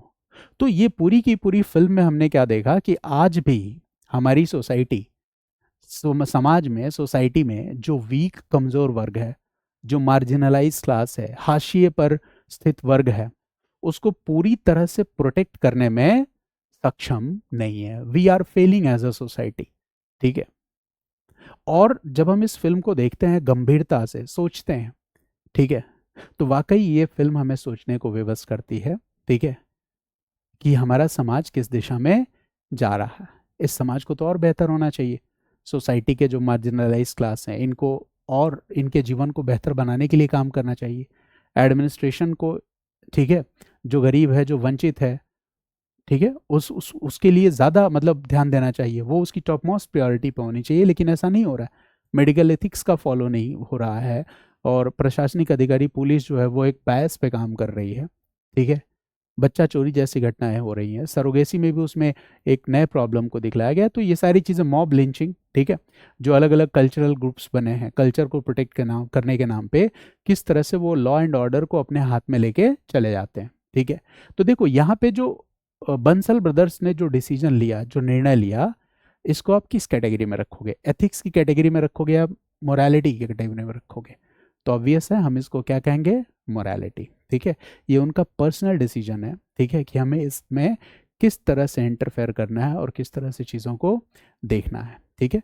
तो मुझे लग रहा है कि आप इस बात को समझ गए कि एथिक्स और मोरालिटी दोनों में क्या डिफरेंस है, ठीक है ना। तो मोरालिटी क्या है, मोरालिटी एक इनर कॉम्पस की तरह है, ठीक है, एक ऐसा इनर कॉम्पस जो हमें गाइड कर रहा है, हमारी बिहेवियर को गाइड कर रहा है। हालांकि ये inner compass pure personal conscience नहीं है, ये जिस सोसाइटी में हम रह रहे हैं, ठीक है, ये उससे और हमारी पर्सनल अपब्रिंगिंग से प्रभावित होता है। दूसरी चीज़, जो एथिक्स और मोरालिटी है, ये दोनों ही टर्म्स, ठीक है, इनको स्टैटिक नहीं समझा जाना चाहिए। एथिक्स और मोरालिटी क्या होता है, दिस इज डायनेमिक, ये डायनेमिक होता है, ठीक है। समय के साथ साथ ये इवॉल्व होता चला जाता है। जैसा कि मैंने इसके पहले की क्लास में ही बताया था कि सोसाइटीज़ भी जो हैं वो समय के साथ साथ क्या होती चली जाती हैं, इवॉल्व होती चली जाती हैं। कल्चर्स भी होते हैं, समय के साथ साथ क्या होते चले जाते हैं, इवॉल्व होते चले जाते हैं, ठीक है। और उसी के अनुसार एथिक्स और मोरालिटी ये भी समय के साथ साथ क्या होता चला जाता है, इवॉल्व होता चला जाता है। ठीक है, तो ये एक बहुत ही इंपॉर्टेंट पॉइंट है, मुझे लग रहा है आप इस बात को समझ चुके होंगे। ठीक है, तो अब देखो क्या है, जैसे मैंने एक बात कहा कि एथिक्स और मोरालिटी, ठीक है ना, समय के साथ साथ क्या होता चला जाता है, इवॉल्व होता चला जाता है। ठीक है, अब जो तीसरा वर्ड है यहाँ पे, जो थर्ड इंपॉर्टेंट टर्मिनोलॉजी है, वो क्या है, ह्यूमन इंटरफेस। ठीक है ना, ह्यूमन इंटरफेस। ह्यूमन इंटरफेस क्या है, इसको हिंदी में कहते हैं मानव अंतर संवाद। ठीक है ना, ह्यूमन इंटरफेस। ठीक है, इसका मतलब होता है, मतलब हिंदी में मतलब क्या होता है वो तो मैं आपको बताऊंगा। मानव इंटरफेस मतलब अंतर संवाद, ह्यूमन इंटरफेस। ठीक है, क्या है, it is the arena where these principles are tested in real life. Means ethics और मोरालिटी के प्रिंसिपल्स जहां टेस्ट किए जाएंगे उसे ही हम क्या कहेंगे, उसे ही हम कहेंगे इंटरफेस। ठीक है ना, यानी एथिक्स और मोरालिटी ये दोनों जहां टेस्ट की जाएगी, दैट इज कॉल्ड, जहां पे इसकी जांच होगी। ठीक है, मतलब आपने एथिक्स और मोरालिटी के स्टैंडर्ड्स को, ठीक है, जैसे मान लो we are, for example I am an individual, मैं एक व्यक्ति हूँ, पर्सन हूँ, you are also an individual, हम सभी व्यक्ति पर्सन, हम कहाँ रहते हैं, इस सोसाइटी में रहते हैं। मेरी बात समझ गया ना। जैसे मान लो फॉर एग्जाम्पल जीएस पेपर 4 आप क्यों पढ़ रहे हो, यूपीएससी की तैयारी के लिए आप क्यों लगे हुए हो, कई कई घंटे की पढ़ाई कर रहे हो, किसी कोचिंग में आपने एडमिशन लिया है, आप अभी ये वीडियो देख रहे हो, क्यों देख रहे हो, इसके पीछे रीज़न क्या है। आप ये इसलिए देख रहे हो क्योंकि इससे आप कॉन्सेप्ट्स को समझोगे, एग्ज़ाम दोगे, प्रीलिम्स क्लियर करोगे, मेंस का एग्ज़ाम दोगे और मेंस में जाके एक अच्छा आंसर लिखोगे और फाइनली क्या करोगे, एग्ज़ाम में सेलेक्ट हो जाओगे। ठीक है ना, it means that it has some purpose ना, इसका कुछ ना कुछ पर्पस है। In the same way we all the individuals, हम सबकी बात कर रहे हैं, we all are living way. ठीक है, सारे के सारे पर्सन्स, ठीक है, we are not living a solitary life. ठीक है, we are living in society, हम सभी कहाँ रह रहे हैं, सोसाइटी में रह रहे हैं। ठीक है, सोसाइटी में हम एक दूसरे के साथ क्या करते हैं, इंटरेक्ट करते हैं। We use to interact with each other in the society, that we call human interaction। ठीक है ना, मानव अंतर संवाद। ठीक है, we used to interact with each other in the society, हम एक दूसरे के साथ क्या करते हैं, इंटरेक्ट करते हैं। ठीक है, और जब हम एक दूसरे के साथ इंटरेक्ट करते हैं तो इंटरेक्ट कैसे करते हैं, ठीक है ना, इंटरेक्ट कैसे करते हैं बताइए। आप किसी से बात करते हो, जैसे मान लो इंटरेक्ट करते हो, इंटरेक्शन के कई सारे डायमेंशंस हो सकते हैं। एक दूसरे के साथ जब हम इंटरेक्ट करते हैं तो पहला इसका डायमेंशन है कि हमारा एक पर्सनल लाइफ है। ठीक है, एक फैमिली है। ठीक है, जिसमें हम रहते हैं, उस फैमिली में कुछ मेंबर्स हैं, उन मेंबर्स के साथ हम इंटरेक्ट करते हैं। ठीक है, कुछ खास तरीके से इंटरेक्ट करते हैं ना। उसी तरह से suppose you work in some office, ठीक है, so there are colleagues in your office, आपके ऑफिस में क्या है, कुछ कलीग्स हैं। ठीक है, रोज आप जाते हो, उनसे मिलते हो, उनसे बातचीत करते हो, साथ साथ काम करते हो। ठीक है ना, उस ऑफिस का एक वर्क कल्चर है, वर्क कल्चर है। ठीक है, आप उस ऑफिस के वर्क कल्चर का एक इंपॉर्टेंट हिस्सा हो, you are an important part of that office. ठीक है, उस वर्क कल्चर का हिस्सा हो। ठीक है, तो उस ऑफिस में भी आप लोगों के साथ क्या करते हो, इंटरैक्ट करते हो।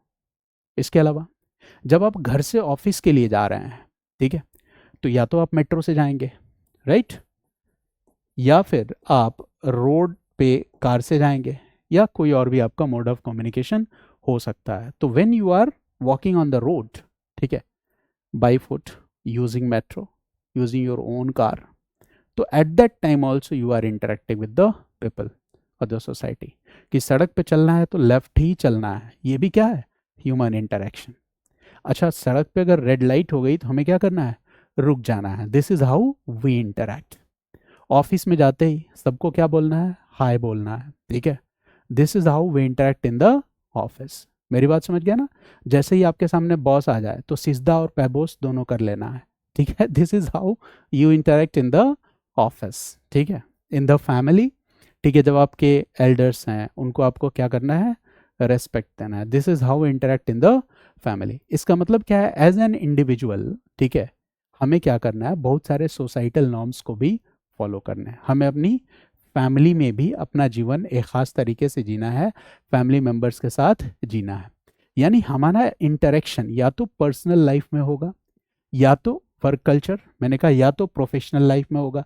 यानी कि जब हम ह्यूमन इंटरेक्शन की बात कर रहे हैं यहाँ पे, तो ये ह्यूमन इंटरेक्शन इधर it will be in personal life या पर्सनल लाइफ में होगा, और this interaction will be where in professional life, ये प्रोफेशनल लाइफ में इंटरेक्शन हो सकता है, या this interaction will be in society, society में हो सकता है। ठीक है, तो जब हम ये इंटरेक्शन करते हैं, मेरी बात समझ गए, तो हम किन प्रिंसिपल्स को यूज करते हैं, तो देखो, एथिक्स और मोरालिटी। ठीक है, एथिक्स और मोरालिटी, इसी को तो यूज करते हैं। When you are doing interaction you are using what, ethics and morality. जैसे मान लो if you are a civil servant, ठीक है ना, तो अगर ये आपका क्या हो गया, प्रोफेशन, ठीक है, तो आप क्या करोगे, civil servants code of conduct, इसको फॉलो करोगे। ठीक है, अगर आप लॉयर हो तो अपनी प्रोफेशनल लाइफ में आप किसको फॉलो करोगे, लीगल एथिक्स को। अगर आप मीडिया पर्सनल हो, ठीक है, तो अपनी प्रोफेशनल लाइफ में आप किसको फॉलो करोगे, मीडिया एथिक्स को। अगर आप डॉक्टर हो तो आप किस चीज़ को फॉलो करोगे, तो मेडिकल एथिक्स को फॉलो करोगे। ठीक है ना, यानी कि प्रोफेशनल लाइफ में आप किसको फॉलो कर रहे हो, एथिक्स को। पर्सनल लाइफ में आप किसको फॉलो कर रहे हो, मोरालिटी को। सोसाइटी में भी आप किस चीज़ को फॉलो कर रहे हो, मोरल स्टैंडर्ड्स को। ठीक है ना, कि on the basis of that, ठीक है, कि आपके एक्शंस कैसे होने चाहिए। ठीक है ना, यानी कि एथिक्स हमने क्या समझा, principle set of guidelines, theoretical है, यूनिवर्सली एप्लीकेबल है, एक पर्टिकुलर डोमेन में सब पे एक रूप में अप्लाई होता है। मोरालिटी में हमने क्या देखा कि हमारा पर्सनल बिलीफ सिस्टम क्या है, हम किसी चीज़ को राइट और रॉन्ग किस तरीके से लेते हैं।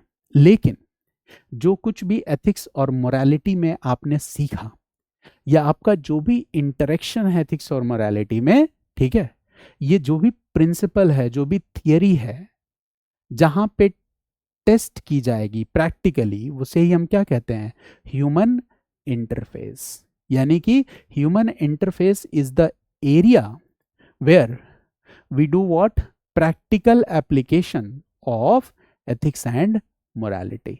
जो कुछ भी एथिक्स और मोरालिटी में आपने सीखा, ठीक है ना, ह्यूमन इंटरेक्शन में क्या करते हो, उसका प्रैक्टिकल एप्लीकेशन करते हो। तो देखो, जो कुछ भी आप पढ़ोगे, एथिक्स में पढ़ोगे, मोरालिटी में पढ़ोगे, जो कुछ भी पढ़ोगे, जो कुछ भी सीखोगे, असली समस्या तब आती है, मेन प्रॉब्लम तब आता है जब आपके सामने रियल लाइफ चैलेंजेस होते हैं। ठीक है ना, प्रैक्टिकल रियलिटीज होती हैं। जब आपके सामने प्रैक्टिकल रियलिटीज होंगी, रियल लाइफ चैलेंजेस होंगे, तब आपके सामने क्या होगा, एथिकल डिलेमा। ठीक है, कि भाई एथिक्स और मोरालिटी तो हमने बहुत पढ़ लिया, सब पता है कि गरीबों की मदद करनी चाहिए, बट वाकई अगर ऐसी कोई सिचुएशन आ जाए, if you are caught in such kind of situation कि गरीबों की मदद करना है, ठीक है, so how you are going to react in that situation, कैसा रिएक्ट करोगे। जैसे जिस फिल्म की मैंने बात की, स्टोलन, ठीक है ना, वो आप ज़रूर देखना, बहुत अच्छी फिल्म है। और उस फिल्म में मैंने क्या कहा कि वो जो बंसल ब्रदर्स हैं, ठीक है, they are caught up in a situation, उनके सामने क्या आ गया, practical complexity, real world challenge की क्या करना चाहिए। किताबों में तो बहुत पढ़ा कि कोई गरीब मजलूम औरत है जिसका बच्चा खो गया है तो हमें उसकी हेल्प करनी चाहिए, बट उनके सामने क्या है, प्रैक्टिकल रियलिटी, सामने चुनौती खड़ी है, how they are going to react in this situation. ठीक है ना, कैसे रिएक्ट करना चाहिए। ठीक है, how they are going to react in this situation. Now at that point, ठीक है, बंसल ब्रदर्स ने जो किया वो क्या था, ह्यूमन इंटरफेस। ठीक है ना, उसी को कहते हैं कि ग्राउंड लेवल पे प्रैक्टिकल रियलिटीज अगर आपके सामने हैं, तो एथिक्स और मोरालिटी के प्रिंसिपल्स को अप्लाई कैसे करना है। ठीक है ना, जैसे मान लो कि आपने एक आपको बताया गया शुरू से, स्कूल्स में भी बताया गया, घर में भी सिखाया गया, मतलब मोरालिटी में भी और एथिक्स में भी आपको बताया गया कि झूठ नहीं बोलना है। ठीक है, और ट्रूथफुलनेस इज अ वर्च्यू, है ना, इंसान को हमेशा सच बोलना चाहिए, ट्रूथफुलनेस, सच बोलना, सच्चाई, वफादारी, ठीक है, ये एक सद्गुण है, वर्चू है, ठीक है, ये बात आपको पता है, ठीक है। मान लो परिवार में, ठीक है, कोई ऐसा ट्रुथ है, कोई ऐसा सच है जिसको बता देने से हो सकता है कि आपके परिवार की पूरी, है ना, व्यवस्था तितर बितर हो जाए, तो आप उस सच को क्या करोगे? यानी अगर आप उस सच को छुपाते हो तो आपका परिवार क्या है, बिखरेगा नहीं। सच को बताते हो तो परिवार क्या हो जाएगा, बिखर जाएगा। तो फिर आपके सामने एक सिचुएशन है, प्रैक्टिकल लाइफ चैलेंज है कि how you are going to respond in a situation. इस सिचुएशन में आप रिस्पॉन्ड कैसे करोगे? तो मैंने कहा ना कि वो एरेना जहां आपके principles, the principles will be tested, that is called interface, ठीक है, कि वो पेनफुल ट्रूथ मैंने बताना है फैमिली में कि नहीं बताना है, that is what, human interface. Office में, ठीक है, मान लो कि ऑफिस पॉलिटिक्स है, हर जगह होती है ऑफिस पॉलिटिक्स होती है, ठीक है, आपको कुछ चीज़ें पता चली कि भाई ये हो रहा है ऑफिस पॉलिटिक्स, ठीक है। अब फिर क्या होता है कि अब आपको क्या करना है उस ऑफिस पॉलिटिक्स में, मान लो गंदी वाली पॉलिटिक्स हो रही है, तो आपको भी उसी पॉलिटिक्स का हिस्सा बन जाना है या उस पॉलिटिक्स का हिस्सा नहीं बनना है, ठीक है। अच्छा, मान लो ऑफिस पॉलिटिक्स को क्या रोका जा सकता है, कैसे रोका जा सकता है, ठीक है। अब आप you are caught up in a situation कि करो तो क्या करो, राइट? क्या उस सिचुएशन को आप ठीक कर सकते हो? ठीक है, नहीं ठीक कर सकते हो तो आपका क्या रेस्पॉन्स होगा, ठीक है। कुछ लोग क्या करेंगे, ठीक करने की कोशिश करेंगे, कुछ लोग क्या करेंगे, क्विट कर जाएंगे कि I don't want to be part of this dirty office politics, ठीक है ना, टॉक्सिक कल्चर, मैं इसका हिस्सा बनना ही नहीं चाहता हूँ, ठीक है। तो अगर आप क्विट कर गए तो कुछ लोगों की नज़र में क्या होगा, ठीक है, कि यू आपके अंदर क्या है, स्कैपिस्ट एटीट्यूड, पलायनवादी, आप भाग जाते हो समस्याओं को देखकर, चुनौतियों को देखकर। लेकिन हर बार ये सच नहीं होता है।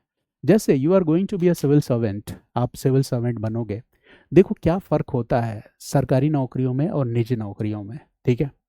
एक बहुत बड़ा फ़र्क होता है, और वो फ़र्क क्या होता है, suppose I am working in a private company, मैं किसी प्राइवेट कंपनी में काम कर रहा हूँ जहाँ पे खूब गंदी वाली ऑफिस पॉलिटिक्स है, ठीक है। अब मैं चाहता हूँ कि उस ऑफिस पॉलिटिक्स को ख़त्म किया जाए, कैसे ख़त्म किया जाए, ठीक है। If majority of the people are part of that office politics, ठीक है ना, if I will raise my head, what will happen, private corporations आपको हटाने में 5 मिनट का भी समय नहीं लगाएंगी, ठीक है, उनको किसी से पूछना नहीं है, उनके हाथ नहीं बंधे हुए हैं, you will be fired with in a single moment. मेरी बात समझ गए? बट अगर आप आईपीएस हो, आईएएस हो, और आपको दिख रहा है कि यार मैं जहाँ जिस डिपार्टमेंट में काम कर रहा हूँ, इस डिपार्टमेंट में, ठीक है, अतरंगी सतरंगी टाइप के लोग बहुत ज़्यादा हैं, तो मुझे इनको ठीक करना है, यकीन मानो आप उन उस माहौल को ठीक कर सकते हो, उस माहौल से जूझ सकते हो, उस माहौल से लड़ सकते हो। क्योंकि जितनी मुश्किल आईएएस बनना है उससे भी ज़्यादा मुश्किल है एक आईएएस की नौकरी को छीन लेना या एक आईपीएस की नौकरी को छीन लेना। तो जब हम ये बात कहते हैं ना कि आईएएस या आईपीएस इन सर्विसेज में जाके हम अपने काम को बेहतर ढंग से कर पाएंगे, तो इसके पीछे एक सबसे बड़ा रीज़न ये भी है कि आपकी नौकरी किसी की कृपा की मोहताज नहीं है, ठीक है। आपके जो अधिकार हैं, कॉन्स्टिट्यूशन उन अधिकार को क्या करता है, वैलिडेट करता है। अगर आप किसी टॉक्सिक कल्चर, ठीक है, किसी इविल सिस्टम को ठीक करना चाहोगे तो चुनौतियां आएंगी, लेकिन आप उसे ठीक कर लोगे, ठीक है। ऐसा नहीं है कि बीच में कोई आए, ठीक है, और आपको स्ट्राइक करके एक मोमेंट में वहां से क्या कर दे, बाहर कर दे, ठीक है। सो आपको, जैसे मेरा पर्सनल बिलीफ है कि you should resist and you should try to bring the change if you are capable to do that, ठीक है। आप वहां पे प्रयास करो, ठीक है, जहाँ पे प्रयास करने का कुछ खास फायदा हो, ठीक है। तो आपको क्या होना चाहिए, फ्यूचरिस्टिक होना चाहिए, ठीक है, लॉन्ग टर्म विजन होना चाहिए, आप दूर की चीज़ों को देख लो, ठीक है। हर बार गलती करके ही नहीं सीखा जाता है, दूसरों ने जो गलती की है उनसे भी हमें क्या करना चाहिए, सीखना चाहिए। तो ह्यूमन इंटरफेस की जब हम बात करते हैं, तो चाहे फैमिली हो, सोसाइटी हो या पर्सनल लाइफ हो, ठीक है, ह्यूमन इंटरफेस एक ऐसा ग्राउंड है जहाँ पर एथिक्स और मोरालिटी, जो कुछ भी हमारी खुद की अंडरस्टैंडिंग, हमारी खुद की समझ है, ठीक है, उसको प्रूफ करने का एरिया है, जहाँ पे कि हम क्या कर सकते हैं, प्रूफ कर सकते हैं what is right, what is wrong. The area where you are going to prove, that is what, human interface, ठीक है ना। तो इंडिविजुअल्स होता क्या, कॉन्टैक्ट जोन है, जहाँ पे आपने किताबी पढ़ाई पढ़ ली, ठीक है। बट वो किताबी पढ़ाई जब सोशल रियलिटीज के साथ, सामाजिक वास्तविकताओं के साथ आके टकराएगी, तो वो जो कॉन्टैक्ट जोन है, वही कॉन्टैक्ट जोन क्या है? ह्यूमन इंटरफेस है। यानी जहां भी ह्यूमन इंटरफेस होगा, वहां पे आपके एथिक्स, मोरालिटी, प्रिंसिपल्स, किताबी ज्ञान, उसका सामना किससे होगा? प्रैक्टिकल रियलिटीज से, ठीक है, व्यवहारिक वास्तविकताओं से, ठीक है। और जब उनका व्यवहारिक वास्तविकताओं से सामना होगा, तो आप कैसे रिएक्ट करते हो, ये इंपॉर्टेंट हो जाएगा। जब आपकी किताबी ज्ञान का प्रैक्टिकल रियलिटीज से सामना होगा, तो स्वाभाविक सी बात है कि आपके सामने क्या होगा? एथिकल डिलेमा होगा, है ना। And how you respond to that situation of ethical dilemma, that is the area, that is the human interface. मेरी बात को आप समझ पाए कि एथिक्स का मतलब कोडिफाइड रूल्स और प्रिंसिपल्स, मोरालिटी, पूरा क्लियर हुआ, ठीक है। तीसरी चीज क्या है? Human interface. जैसे एक एग्जांपल मैं देता हूं, इससे आप ज्यादा बेटर समझ पाओगे। जैसे आप सभी ने एक फिल्म देखी होगी, और फिल्म का नाम थ्री इडियट्स, ठीक है ना, मुझे लग रहा है सबने देखी ही होगी, बहुत ही फेमस मूवी है। और उसमें एक कैरेक्टर है, उसका नाम है फरहान, ठीक है। ये कैरेक्टर हम भूल नहीं सकते, ठीक है। पूरी फिल्म, पूरी की पूरी फिल्म ही एक एक्सेलेंट फिल्म है। तो फरहान के सामने चैलेंज क्या है पूरी फिल्म में? ठीक है, Farhan is a grown up kid, ठीक है, इंजीनियरिंग कर रहा है, और उसकी सबसे बड़ी जो समस्या है, वो समस्या है कि उसकी खुद की पर्सनल ड्रीम्स, ठीक है, वो क्या है? एक तरफ है, उसका पैशन एक तरफ है, दूसरी तरफ क्या है? माँ बाप की एक्सपेक्टेशंस, पेरेंटल एक्सपेक्टेशंस। जैसे आपके माँ बाप की भी कुछ एक्सपेक्टेशंस होंगी, पेरेंटल एक्सपेक्टेशंस होगी, ठीक है ना। दूसरी तरफ आपका खुद का अपना एक पैशन होगा, ठीक है। और आपके जीवन में कई बार ऐसी सिचुएशन आएगी कि दोनों के बीच में क्लैश होगा, ठीक है। आपके खुद का पैशन, आपकी पर्सनल ड्रीम, दूसरी तरफ पेरेंटल एक्सपेक्टेशन। तो फरहान के पेरेंट्स चाहते कि फरहान एक अच्छा इंजीनियर बन जाए, और फरहान क्या चाहता? फरहान का पैशन क्या है? फरहान का पैशन है वाइल्ड लाइफ फोटोग्राफी। अब फरहान को क्या करना चाहिए?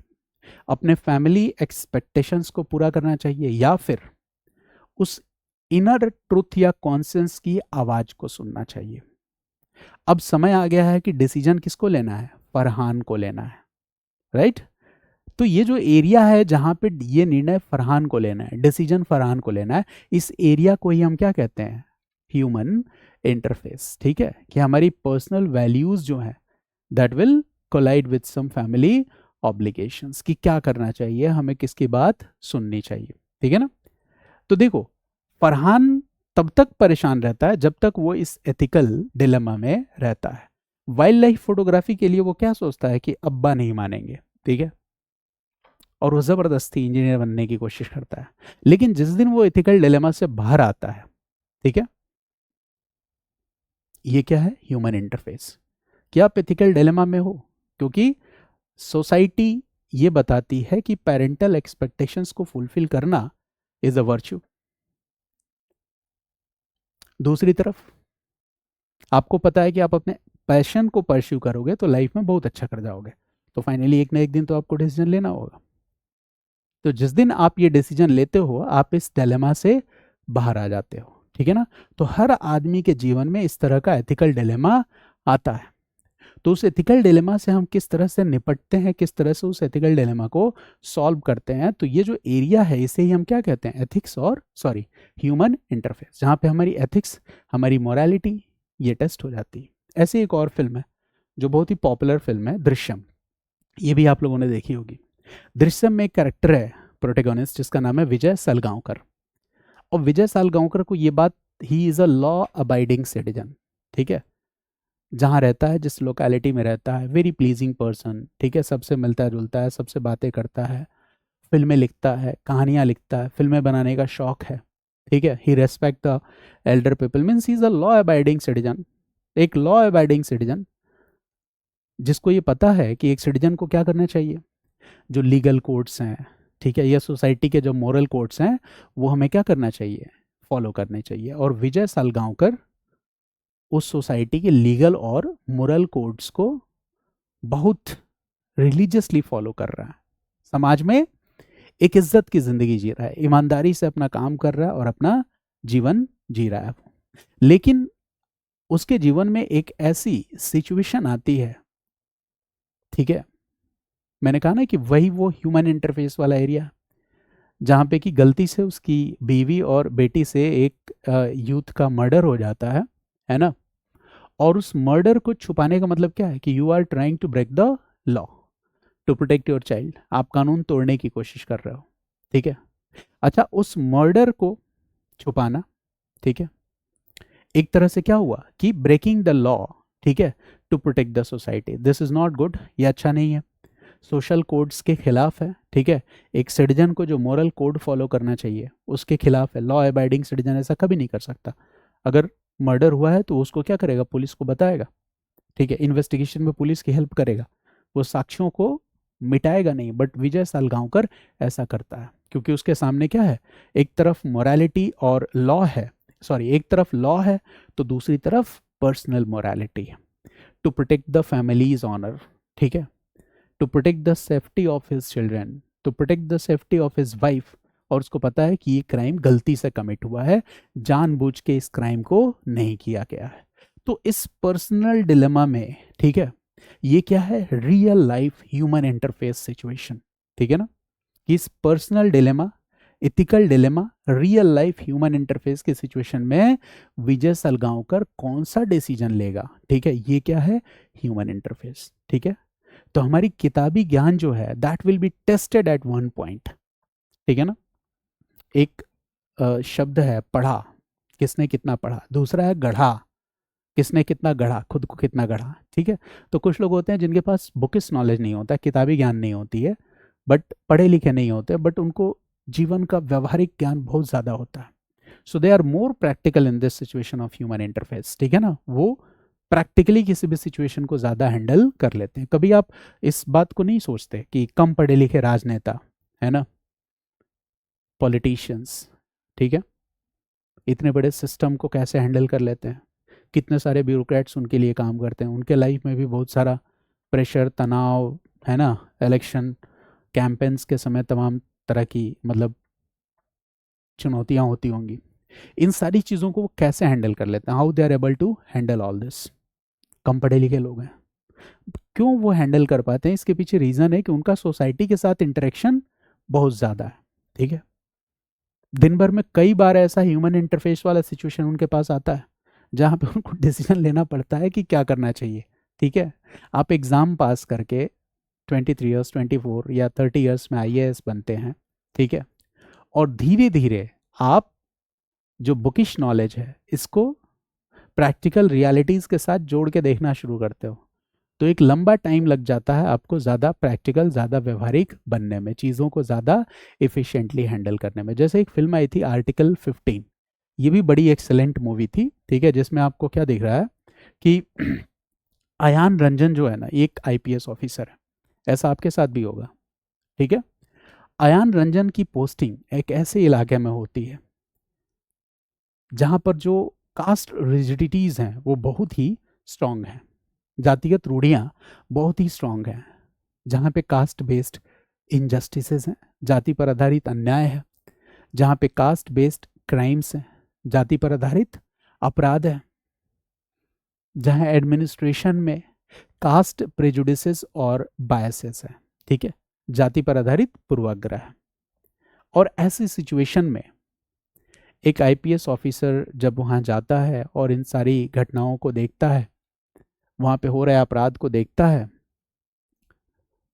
तो उसके सामने दो विकल्प हो सकते हैं। पहला, ठीक है, जो सिस्टम है जैसा है उसे वैसा ही रहने दो, उसके साथ कोई छेड़छाड़ मत करो, जो वहाँ के पावरफुल लोग हैं उन पावरफुल लोगों को प्रोटेक्ट करो, वहाँ करप्ट मीन्स से ज़्यादा पैसे कमाओ, अपनी जेब भरो, ठीक है, जो पॉलिटिशियंस हैं उनके गुड नोट में आओ, प्रमोशन पाओ और करियर प्रोग्रेशन के बारे में सोचो, ठीक है। एक ये अप्रोच हो सकता है। वहीं दूसरी तरफ एक दूसरा अप्रोच क्या हो सकता है कि यहाँ पे जो चुनौतियाँ हैं, जो चैलेंजेस हैं, उन चैलेंजेस से सख्ती से निपटना है, you will have to deal with these challenges in a very strictest manner, सख्ती से निपटना है।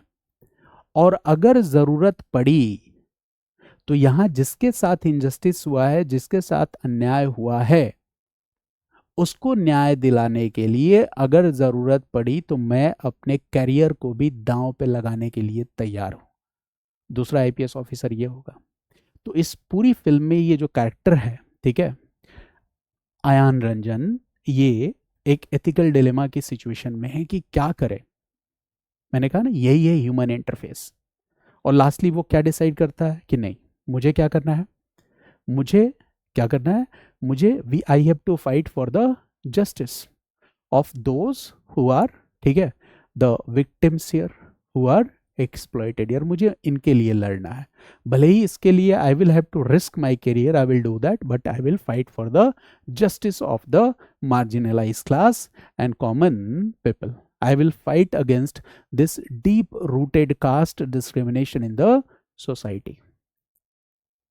ठीक है, तो मैं इसके खिलाफ क्या करूंगा, मैं इस पूरे के पूरे सिस्टम से क्या करूंगा, लड़ूंगा। सो ये क्या है, ह्यूमन इंटरफेस है। तो अब आप समझ गए एथिक्स क्या है, मोरालिटी क्या है, और साथ ही साथ ह्यूमन इंटरफेस क्या है। तो ह्यूमन इंटरफेस का मतलब ये होगा कि when ethical ideas are tested, where ethical ideas are tested, ठीक है, जब आपके सामने सोशल रियलिटीज होंगी, ठीक है, तो उन सोशल रियलिटीज के टाइम में आप उन एथिकल आइडियाज को कैसे टेस्ट कर रहे हो, दैट इज कॉल्ड, ठीक है, ह्यूमन इंटरफेस। ठीक है, तो मुझे लग रहा है कि आप शायद इस कॉन्सेप्ट को समझ पाए हैं, ठीक है, कि क्या है एथिक्स, क्या है मोरालिटी, और क्या है ह्यूमन इंटरफेस। ठीक है ना, इन तीनों बातों को आपने समझा। कुछ और चीज़ों को मैं रिपीट करूंगा, यहाँ बताऊंगा आपको, और जो बेसिक कॉन्सेप्ट्स हैं and that are very helpful in understanding the later developments in the ethics. तो I hope the concept is crystal clear. What is ethics, ठीक है, नीति शास्त्र क्या है, व्हाट इज मोरालिटी, नैतिकता क्या है, and what is human interface, ठीक है, मानव अंतर संवाद क्या है, ये क्लियर हो गया होगा। मैं फिल्म्स का एग्जाम्पल इसलिए ले रहा हूँ because these are popular films and movies, आप सभी लोगों ने देखी होगी, तो इससे आप केसेस को बेहतर ढंग से समझ पाओगे। ठीक है ना, थ्री इडियट्स जैसे फिल्म बनाने वाले लोग, स्टोलन जैसे फिल्म बनाने वाले लोग, ठीक है, इनका जो थॉट प्रोसेस होता है बहुत ही इवॉल्व होता है। ठीक है, आप सोचो कि कितनी कॉम्प्लेक्स रियलिटीज़ को फिल्म्स के माध्यम से दिखा देना, ये एक बहुत बड़ी बात होती है। और हमें ऐसी फिल्मों को देखना भी चाहिए और उन फिल्मों से सीखना भी चाहिए। और अगर हम डिफ़िकल्ट कॉन्सेप्ट्स को कुछ खास एग्जाम्पल्स की मदद से, ख़ास तौर से फिल्म्स के एग्जाम्पल्स की मदद से अगर हम सिंप्लीफाई कर पा रहे हैं तो ठीक है, हमारा बर्डन क्या हो रहा है, कम हो रहा है। लास्टली हमें क्या होना चाहिए, हमें कॉन्सेप्ट्स पे पकड़ होनी चाहिए। ठीक है ना, अब देखो क्या है, जब मैंने आपको एथिक्स, मोरालिटी और ह्यूमन इंटरफेस बताया, when I was discussing about morality, जब मैं नैतिकता की बात कर रहा था, तो मोरालिटी के बारे में मैंने एक बात जो बताई वो ये थी कि देखो, मोरालिटी जो है इट इज ऑफन कल्चरली और रिलीजियसली सेप्ड।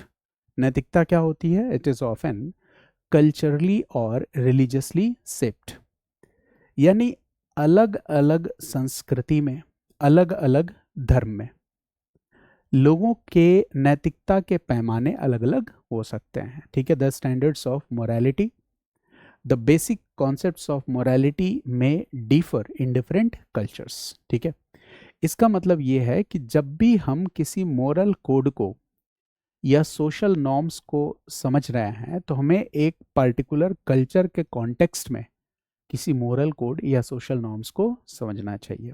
ठीक है, इसका मतलब ये है कि ऑब्वियस है, जैसे इंडिया में हम मल्टीकल्चरलिज्म की बात करते हैं, बहुसंस्कृतिवाद की बात करते हैं, भारत में बहुत सारे धर्म हैं, बहुत सारी संस्कृतियां हैं। ठीक है, इंडिया एक मल्टीलिंगुअल मल्टीकल्चरल स्टेट है, और ऐसी कंडीशन में भारत में कोई भी संस्कृति, ठीक है, इस बात का दावा नहीं कर सकती कि हम क्या हैं, वी आर इनहेरेंटली सुपीरियर। ये दावा अपने आप में क्या है, गलत है।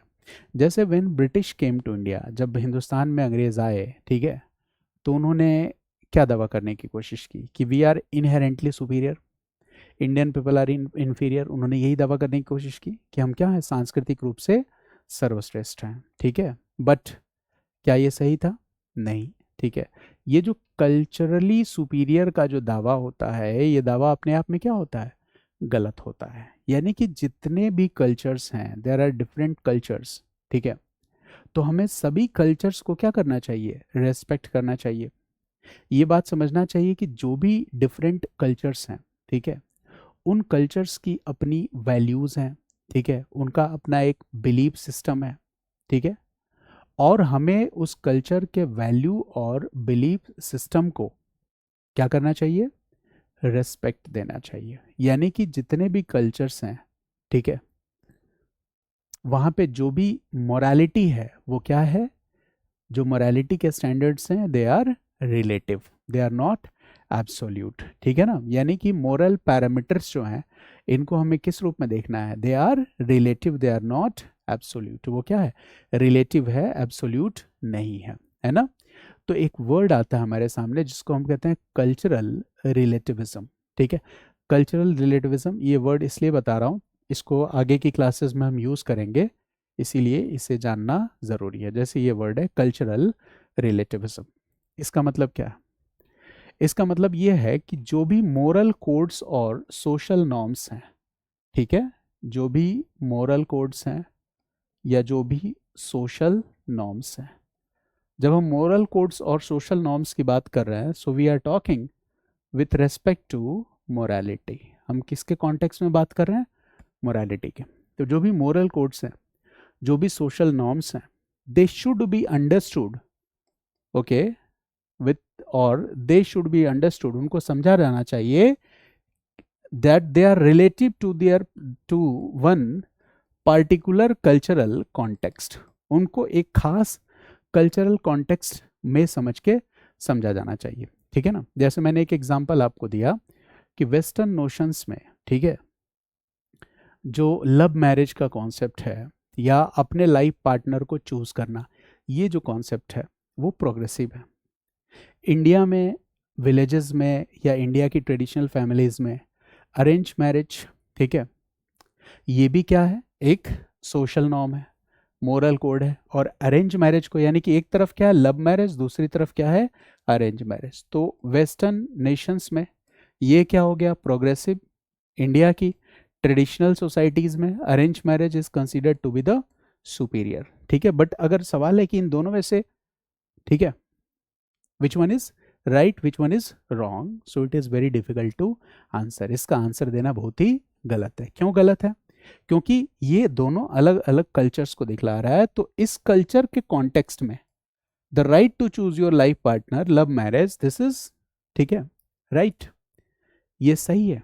ठीक है, यहाँ पे इस कल्चर के कॉन्टेक्स्ट में arrange marriage is right. Right और रॉन्ग में से इसको क्या माना जाता है? राइट माना जाता है। इसी को हम क्या कहते हैं? Cultural relativism. जैसे समझो इस बात को। और मैंने क्या बताया कि कल्चर जो होता है वो इवॉल्व भी होता है। जैसे एक बहुत ही फेमस मूवी है लगान। ठीक है, लगान आपने देखा होगा। चलिए लगान का एग्जाम्पल देखते हैं। तो लगान फिल्म में हमने क्या देखा कि लगान में, ठीक है, क्रिकेट, क्रिकेट की बात है। ठीक है, ओके, चलिए लगान। तो लगान फिल्म में हम क्या देखते हैं कि क्रिकेट, क्रिकेट एक खेल है, एक स्पोर्ट्स है, एक गेम है। और इस फिल्म में क्या दिखा है? जो सेटिंग है वो ब्रिटिश पीरियड की है, ब्रिटिश काल की है। और यहाँ पे दिखलाया गया है कि क्रिकेट जो है, क्रिकेट को अंग्रेज हिंदुस्तान में, ठीक है, एक ऐसा गेम समझते हैं जिसको सिर्फ और सिर्फ एलीट क्लास या ब्रिटिशर्स खेलते हैं या खेलना जानते हैं। यानी कि ये क्या है? एक एलिटिस्ट सिंबल के रूप में था क्रिकेट। क्रिकेट आम आदमी का खेल नहीं था। ब्रिटिश पीरियड में अंग्रेज दिखा रहे कि देखो ये एलिटिस्ट गेम है, इसे सिर्फ और सिर्फ हम खेलना जानते हैं। ठीक है, फिर कुछ सिचुएशन ऐसी बनती है, ठीक है, कि एक गांव के लोगों को वो चैलेंज करते हैं कि अगर आप हमारे साथ क्रिकेट खेलोगे, है ना, तो हम आपका लगान माफ़ कर देंगे। फिर उस गांव के कुछ यूथ हैं, वो डिसाइड करते हैं कि हाँ हम अंग्रेज़ों के साथ क्रिकेट खेलेंगे। तो देखो क्या है, उस पूरी की पूरी फिल्म में अंग्रेज़ों के लिए, ब्रिटिश लोगों के लिए, यूरोपियंस के लिए क्रिकेट क्या है? एक एलिटिस्ट गेम है। वहीं दूसरी तरफ उस गांव के जो यूथ हैं, जो ये डिसाइड करते हैं कि हाँ हम क्रिकेट खेलेंगे और इस तरह से गांव को लगान नहीं देना पड़ेगा और अंग्रेजों को हम हराएंगे, उनके लिए वो क्रिकेट एक केवल गेम नहीं है, वहां पे क्रिकेट एक सिंबल बन जाता है, संकेत बन जाता है किस चीज का? रेसिस्टेंस का, रेसिस्टेंस टू ब्रिटिश रूल। ठीक है, एक सिंबल बन जाता है, symbol of unity of the people in that villages. उस गांव में रहने वाले लोग, उन सबकी एकता, यूनिटी का एक सिंबल बन जाता है। तो हमने क्या देखा कि वही क्रिकेट गेम है, बट किसी के लिए वो एलिटिस्ट सिंबल है, दूसरी तरफ गांव वालों के लिए क्या है वो? ठीक है, सिंबल ऑफ रेसिस्टेंस है, सिंबल ऑफ यूनिटी है। तो मैंने कहा देखो वैल्यू सिस्टम बदला कि नहीं। ठीक है, अच्छा वही क्रिकेट आज के टाइम में 2025 में आप देखो, अंग्रेजों से भी हम आगे हैं। ठीक है, और हिंदुस्तान में अब वो सिंबल ऑफ रेसिस्टेंस नहीं है, हाँ सिंबल ऑफ यूनिटी है, बट ये क्या बन चुका है? ये एलिटिस्ट गेम नहीं है, ये बहुत ही पॉपुलर गेम बन चुका है। तो बताओ इंडियन कल्चर का हिस्सा क्रिकेट बन गया कि नहीं? आज सबसे लोकप्रिय खेल में से एक खेल क्या है? क्रिकेट है। तो आज वो हमारे कल्चर का हिस्सा बन चुका है। मेरी बात समझ गया? तो कल्चरल रिलेटिविज्म का मतलब यही है कि जब भी हम कुछ कोई भी मोरल और मोरल कोड्स को देख रहे हैं, किसी एक्शन को, किसी बिलीफ को, किसी प्रैक्टिस को देख रहे हैं, तो हमें हर कल्चर्स के अकॉर्डिंग, ठीक है, उन एक्शंस, बिलीफ्स और प्रैक्टिसेस को देखना होगा। ठीक है, it means whenever we are judging or analyzing or examining any action, belief or practice, so we will have to see it in a particular cultural context। ठीक है ना, हर एक्शन को हमें किसी पार्टिकुलर कल्चरल कॉन्टेक्स्ट में जोड़ के देखना होगा, पहली चीज। ठीक है ना, तो यानी इसी को हम क्या कहते हैं? Cultural relativism. ठीक है ना, कोई बात किसी एक संस्कृति के लिए सही हो सकती है, दूसरी संस्कृति के लिए गलत हो सकती है, लेकिन इस आधार पर, ठीक है, गलत को सही, सही को गलत, ये आप नहीं कहोगे। यानी जब आप जज करोगे तो उस कल्चरल सेटिंग में ही उस चीज को आप जज करने की कोशिश करोगे। मेरी बात समझ गए ना? That is called cultural relativism. ठीक है ना, तो कल्चरल रिलेटिविज्म क्या है? एक फिलोसॉफिकल अप्रोच है।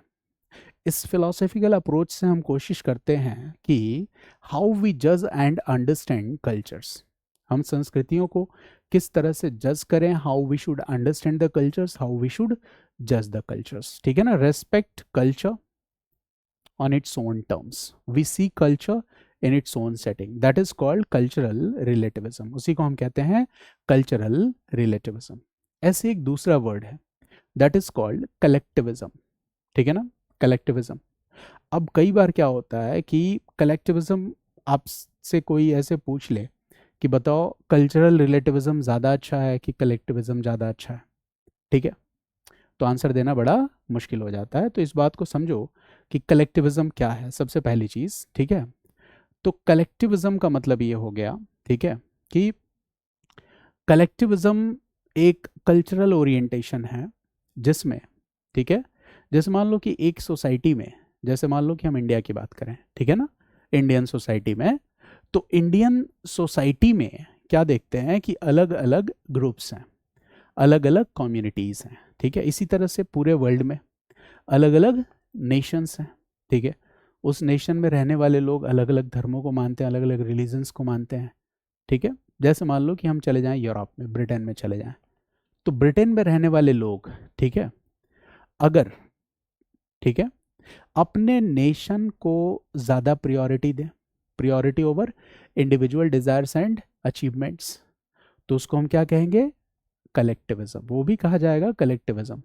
या किसी सोसाइटी में रहने वाले लोग, जैसे मान लो कि जैन समाज है भारत में, तो जैन समाज में रहने वाले लोग, ठीक है, इफ दे डू व्हाट, है ना, if they prioritize their Jain community over their individual desires and achievements, that is also called collectivism।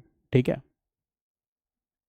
Sindhi community के लोग हैं, if they prioritize their community over individual desires and achievements, अगर अपने समुदाय को अपने इंडिविजुअल डिजायर्स और अचीवमेंट्स, ठीक है, से ज़्यादा प्रायोरिटी दें, तो ऐसी कंडीशन में वो क्या है? कलेक्टिविज्म। और जब देखो किसी भी कम्युनिटी में जब इस तरह का विचार आता है कलेक्टिविज्म वाला, इसका मतलब क्या होता है कि कम्युनिटी के मेंबर्स, ठीक है, उस कम्युनिटी के प्रति ज़्यादा डेडिकेटेड होते हैं। तो क्या होता है, उस कम्युनिटी में लोगों के बीच में एक harmony, sense of loyalty, sense of interdependence, ठीक है, ये ज़्यादा होगा, ठीक है, शेयर्ड रिस्पॉन्सिबिलिटी ज़्यादा होगी, ठीक है ना, ये चीज़ें हैं। यहाँ पे इंडिविजुअल रोल से ज़्यादा group roles, group members roles, social roles, ये क्या हो जाएगा, ज़्यादा इंपॉर्टेंट हो जाएगा, ठीक है ना। फैमिली बॉन्ड्स जो होंगी इनकी ज़्यादा वैल्यू होगी, कम्युनिटी की जो बॉन्ड्स होंगी उनकी क्या होगी, ज़्यादा वैल्यू होगी। यानी कि देखो, सोसाइटी जब ऑर्गेनाइज होती है, ठीक है, तो ऑब्वियस है कि इसका सबसे स्मॉलेस्ट यूनिट क्या है, इंडिविजुअल। मेरी बात समझ गया ना। तो जब सोसाइटी के ऑर्गेनाइजेशन में, जैसे सोसाइटी का basic fundamental unit is individual, व्यक्ति है, लेकिन व्यक्ति की जगह जब बेसिक फंडामेंटल यूनिट को आप ग्रुप मान लोगे, यानी कि what is the basic fundamental unity of society, so the answer is individual. But when we consider that group is the basic fundamental unity of society, that is what, collectivism, ठीक है।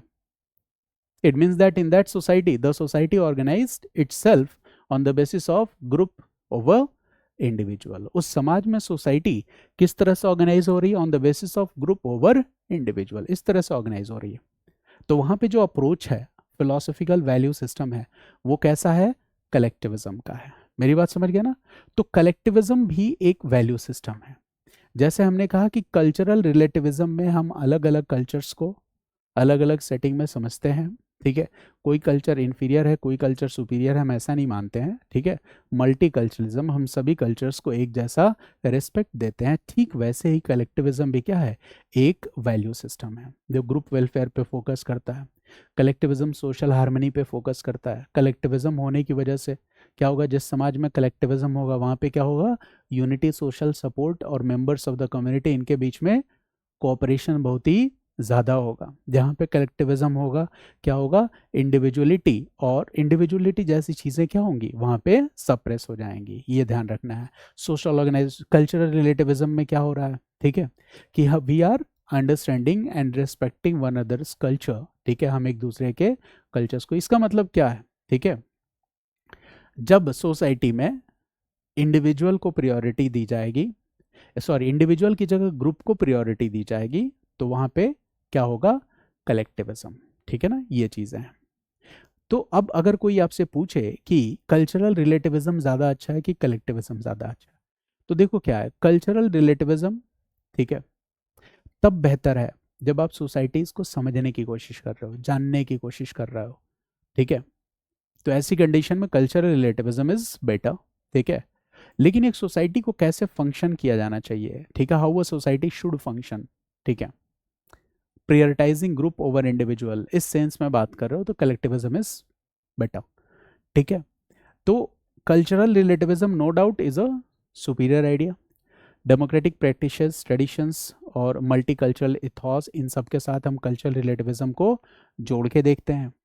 तो cultural relativism और collectivism, ये ऐसा नहीं है कि these two ideas are rivals of each other, ठीक है, ये दोनों एक दूसरे की राइवल्स नहीं है, but what we see that, ठीक है ना, both are both solve different problems, they are not rival to each other. So I have written here that what cultural relativism do, so this cultural relativism does what,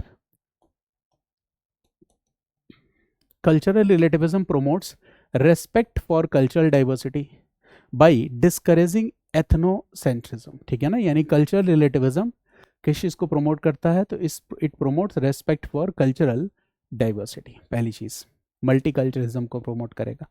recognising cultural diversity requires a relativist approach, ठीक है, आप किसी भी culture को absolutely superior या ऐसे नहीं मान सकते। तो जब भी हम कल्चरल डाइवर्सिटी की बात कर रहे हैं तो वहाँ पे एक रिलेटिव टर्म्स में देखा जाता है। तो रिलेटिविस्ट अप्रोच यहाँ पे इंपॉर्टेंट है to avoid bias and foster mutual understanding.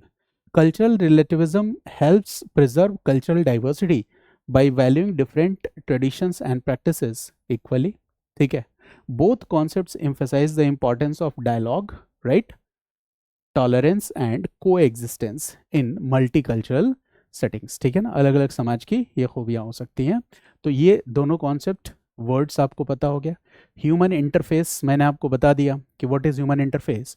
तो human interface in the ethics context refers to how humans interact with each other, ठीक है, human interface, how they interact with the system और how they interact with the technology, ये भी क्या है, human interface, and the moral dilemma that emerge from these interactions, that is human interface. तो जहाँ पे हम एथिक्स और मोरालिटी को टेस्ट करते हैं, तो जो ग्राउंड है, वो जो एरेना है जहाँ पे आप टेस्ट करते हो, that is called human interface, right.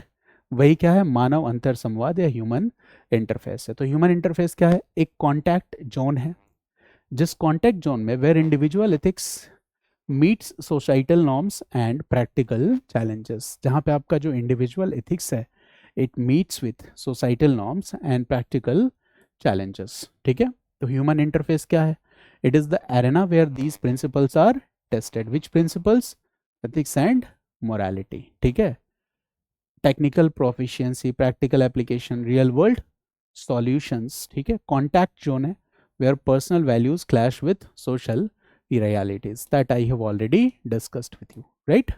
So what we have seen that in today's class, basically I told you that through such examples, through some basic concepts, day by day we will do what, we will gradually enrich our concepts, धीरे धीरे हमें अपने concepts को क्या करना है, enrich करना है, and this will not happen in a single day, किसी एक दिन में तो होगा नहीं। जैसे आज इतनी देर की डिस्कशंस के बाद आपको ethics, morality, human interface, cultural relativism, कम से कम ये 4 कीवर्ड्स तो पता हुए ना। कलेक्टिविज्म थोड़ा सा वो भी पता चला, कलेक्टिविज्म आगे समझाऊंगा, कुछ एक उसके एग्जांपल्स हैं आज की क्लास में, उसमें हम जानबूझ के डिटेल में नहीं एंटर किए हैं। तो आपको कुछ टर्म्स पता चला, ठीक है, कुछ एग्जांपल्स पता चले, कुछ कीवर्ड्स पता चले। तो ग्रेजुअली, ठीक है, day by day what will happen that your ideas will be enriched, और वो ऐसे ही होता है, ठीक है। 5 मिनट्स और 10 मिनट्स के शॉर्ट वीडियोज से कुछ नहीं होता है, nothing happens in 5 minutes and 10 minutes of short videos, ठीक है। आप किसी कॉन्सेप्ट को देखते हो, हाँ मतलब इंगेजिंग होता है कि हमने वीडियो स्टार्ट किया तो 5 मिनट्स देख लेंगे, 10 मिनट्स देख लेंगे, बट वो आइडिया यहाँ जाके फिट नहीं हो पाता, और जब तक आइडिया आपके दिमाग में जाके, ठीक है, सेटल नहीं होगा, ideas will be settled here, and when the ideas will be settled, what will happen, then the ideas will start interacting with each other, ठीक है।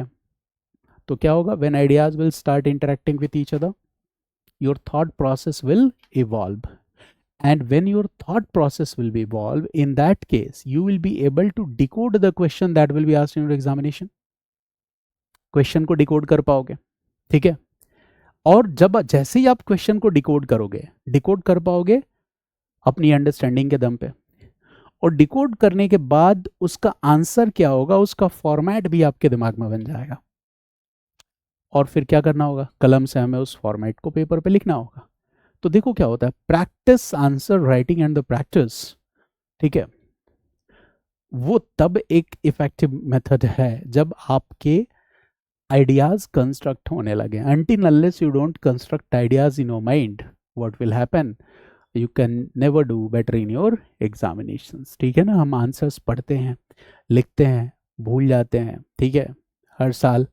इनकेस अगर एक साल एग्जाम नहीं हुआ तो अगले साल फिर से हमें क्या करना होता है, वही नोट्स रट्टा मारना होता है। एथिक्स की डेफिनेशन 2023 में भी रटा, 2024 में भी रटा, 2025 में भी रटा, ऐसे नहीं होगा, ठीक है। If you are writing definition of ethics तो आपने कॉन्सेप्ट समझा है। जैसे आज की क्लास से अपनी मन से डेफिनेशन लिख दो कि एथिक्स में बेसिक पॉइंट्स आपको याद होना चाहिए कि भाई एथिक्स में सर ने कहा था कि ब्रांच ऑफ फिलॉसफी है, कोड्स की बात है, प्रिंसिपल्स की बात है, ज़्यादा ऑर्गेनाइज्ड है, ज़्यादा फॉर्मल है, एक पर्टिकुलर डोमेन में यूनिवर्सल होता है। अब ये सारे कीवर्ड्स को मिला के खुद ही डेफिनेशन लिख दो, ठीक है ना।